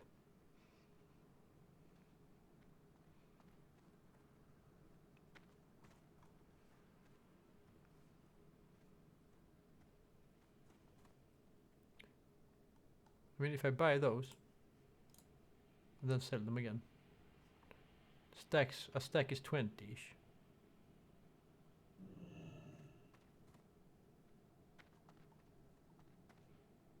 Wait, did it go away? Look at that. Oh, fuck it, I'm buying it.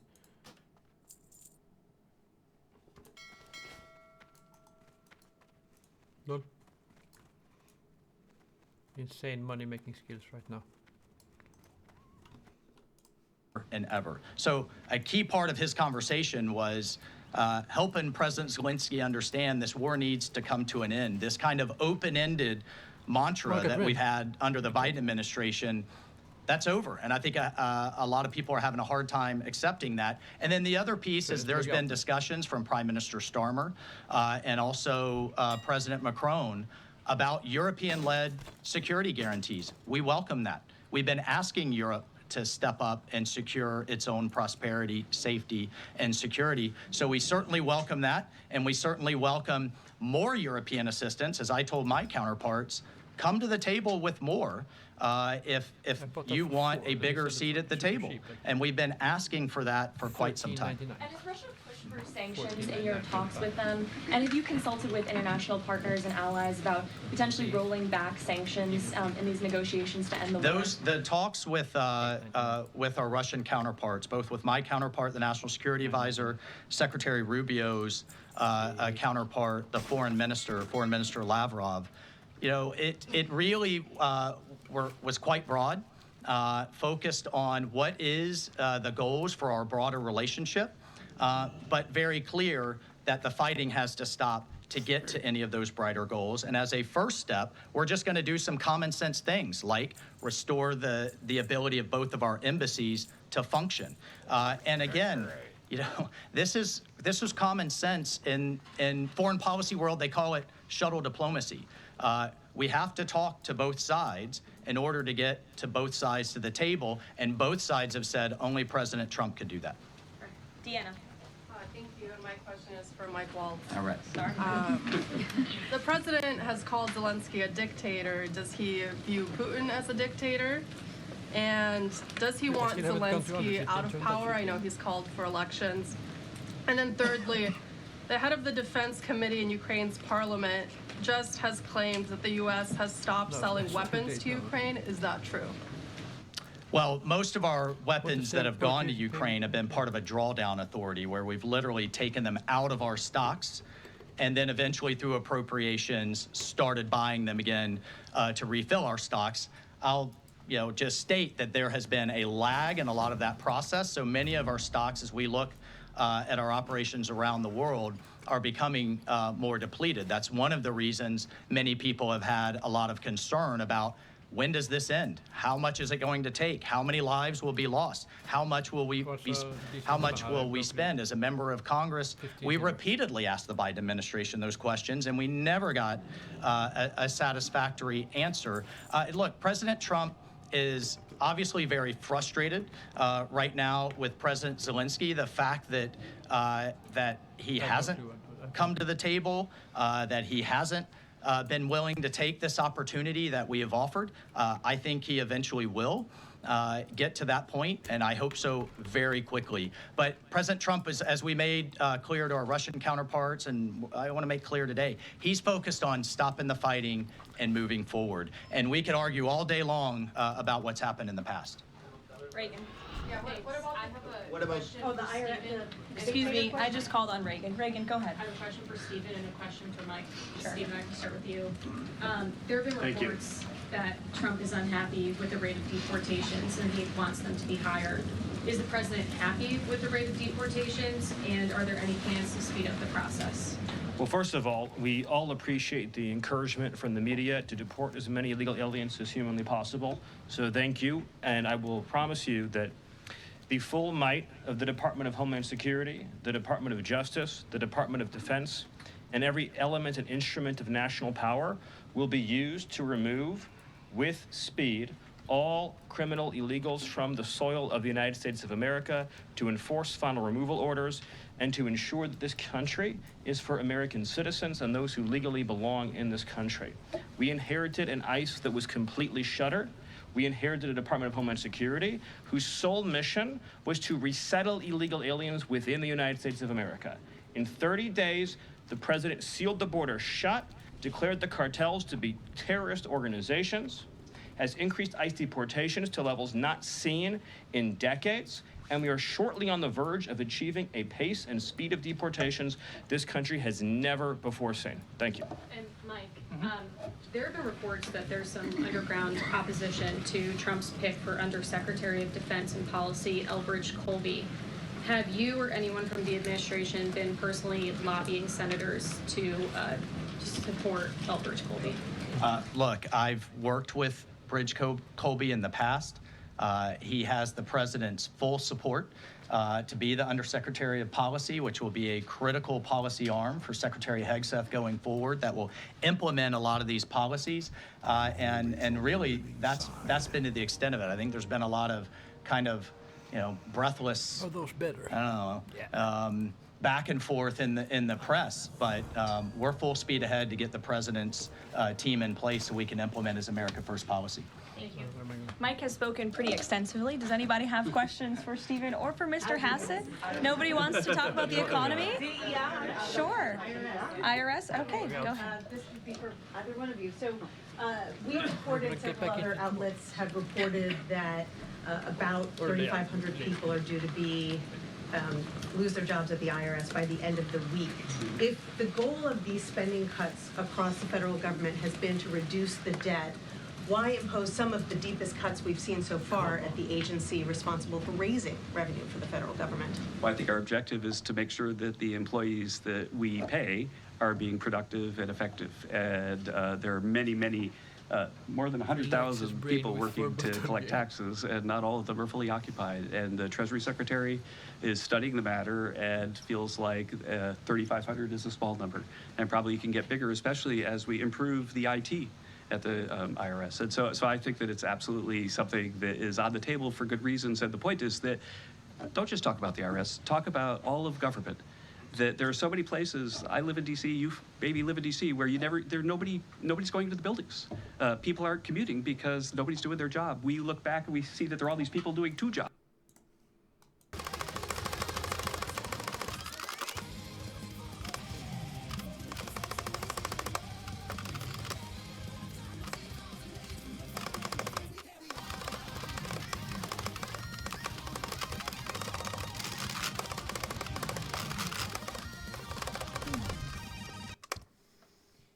Oh, guys. Oh, my God. I think it might be it for tonight. Dude. I think okay, realistically, I think I probably am still playing pretty well, but, I don't think I can stand to do another run. I really don't think I could. SLR, thank you for the 260 bits. The fucking dimes. Appreciate it very much. Thank you.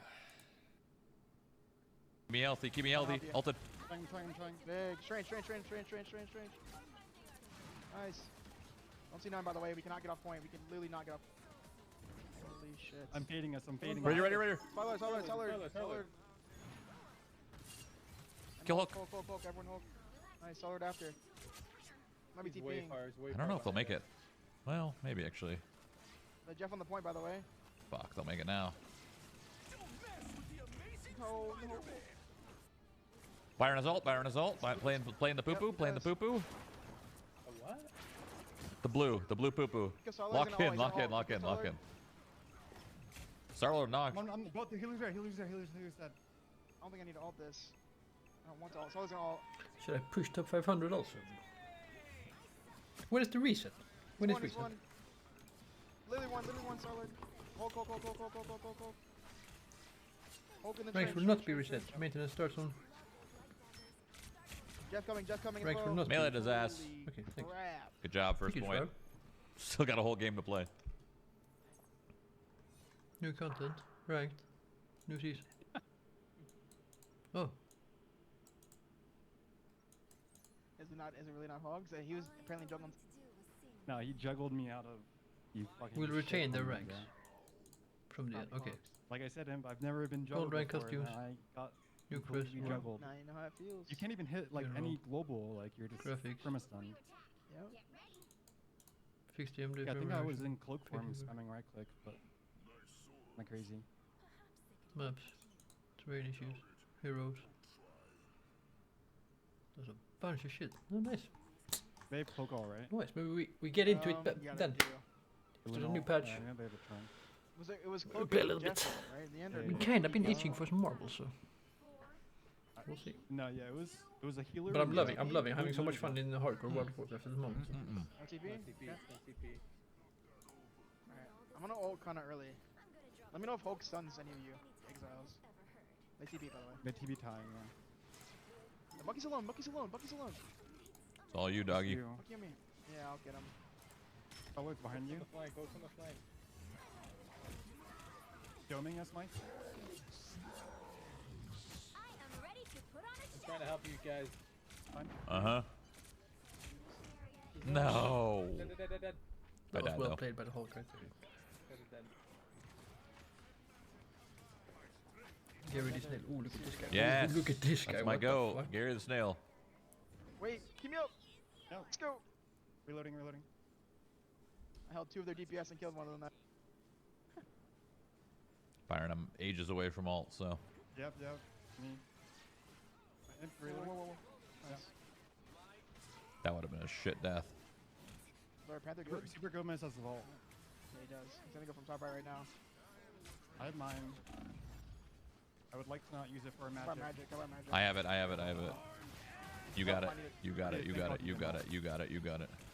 Starlord. Top left. Never mind, he has an orb.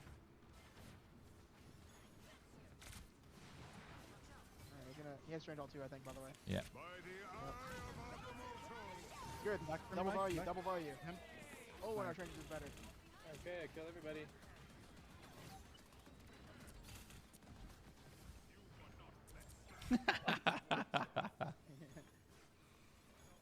What do they have? Well, boys, I'm gonna call the stream there for now. They use Hulk first. Had a good session in World of Warcraft right there. This is the god one. I'm telling you right now. This is the god I one. hope it's not right, amazing. I almost died to a giant elite parrot, I don't think it hope is. so. but we made it out alive. Yeah. Your teammate? We're not gonna do anything stupid now. Gonna play it very chill. Care, whoa. I Slow and steady tried, wins the fuck. race. My bad. I have to get to a higher level than my boy Yeah, I'm Marcus because trying. my boy Marcus got to level 45 and he died on a rogue in Ultaman. Just chun healing. I'm not just gonna chun do that. healing. I'm saying this now to manifest it. Chun is Because I ult. know I'm very likely to just go Playing in the blue, and go crazy playing- and die playing to the something poo-poo. stupid or Playing in power something like time. that. And I don't want to do that. I'm gonna get juggled. So thanks for hanging out in the stream, We have a and I'll TP. see you next time. Nope.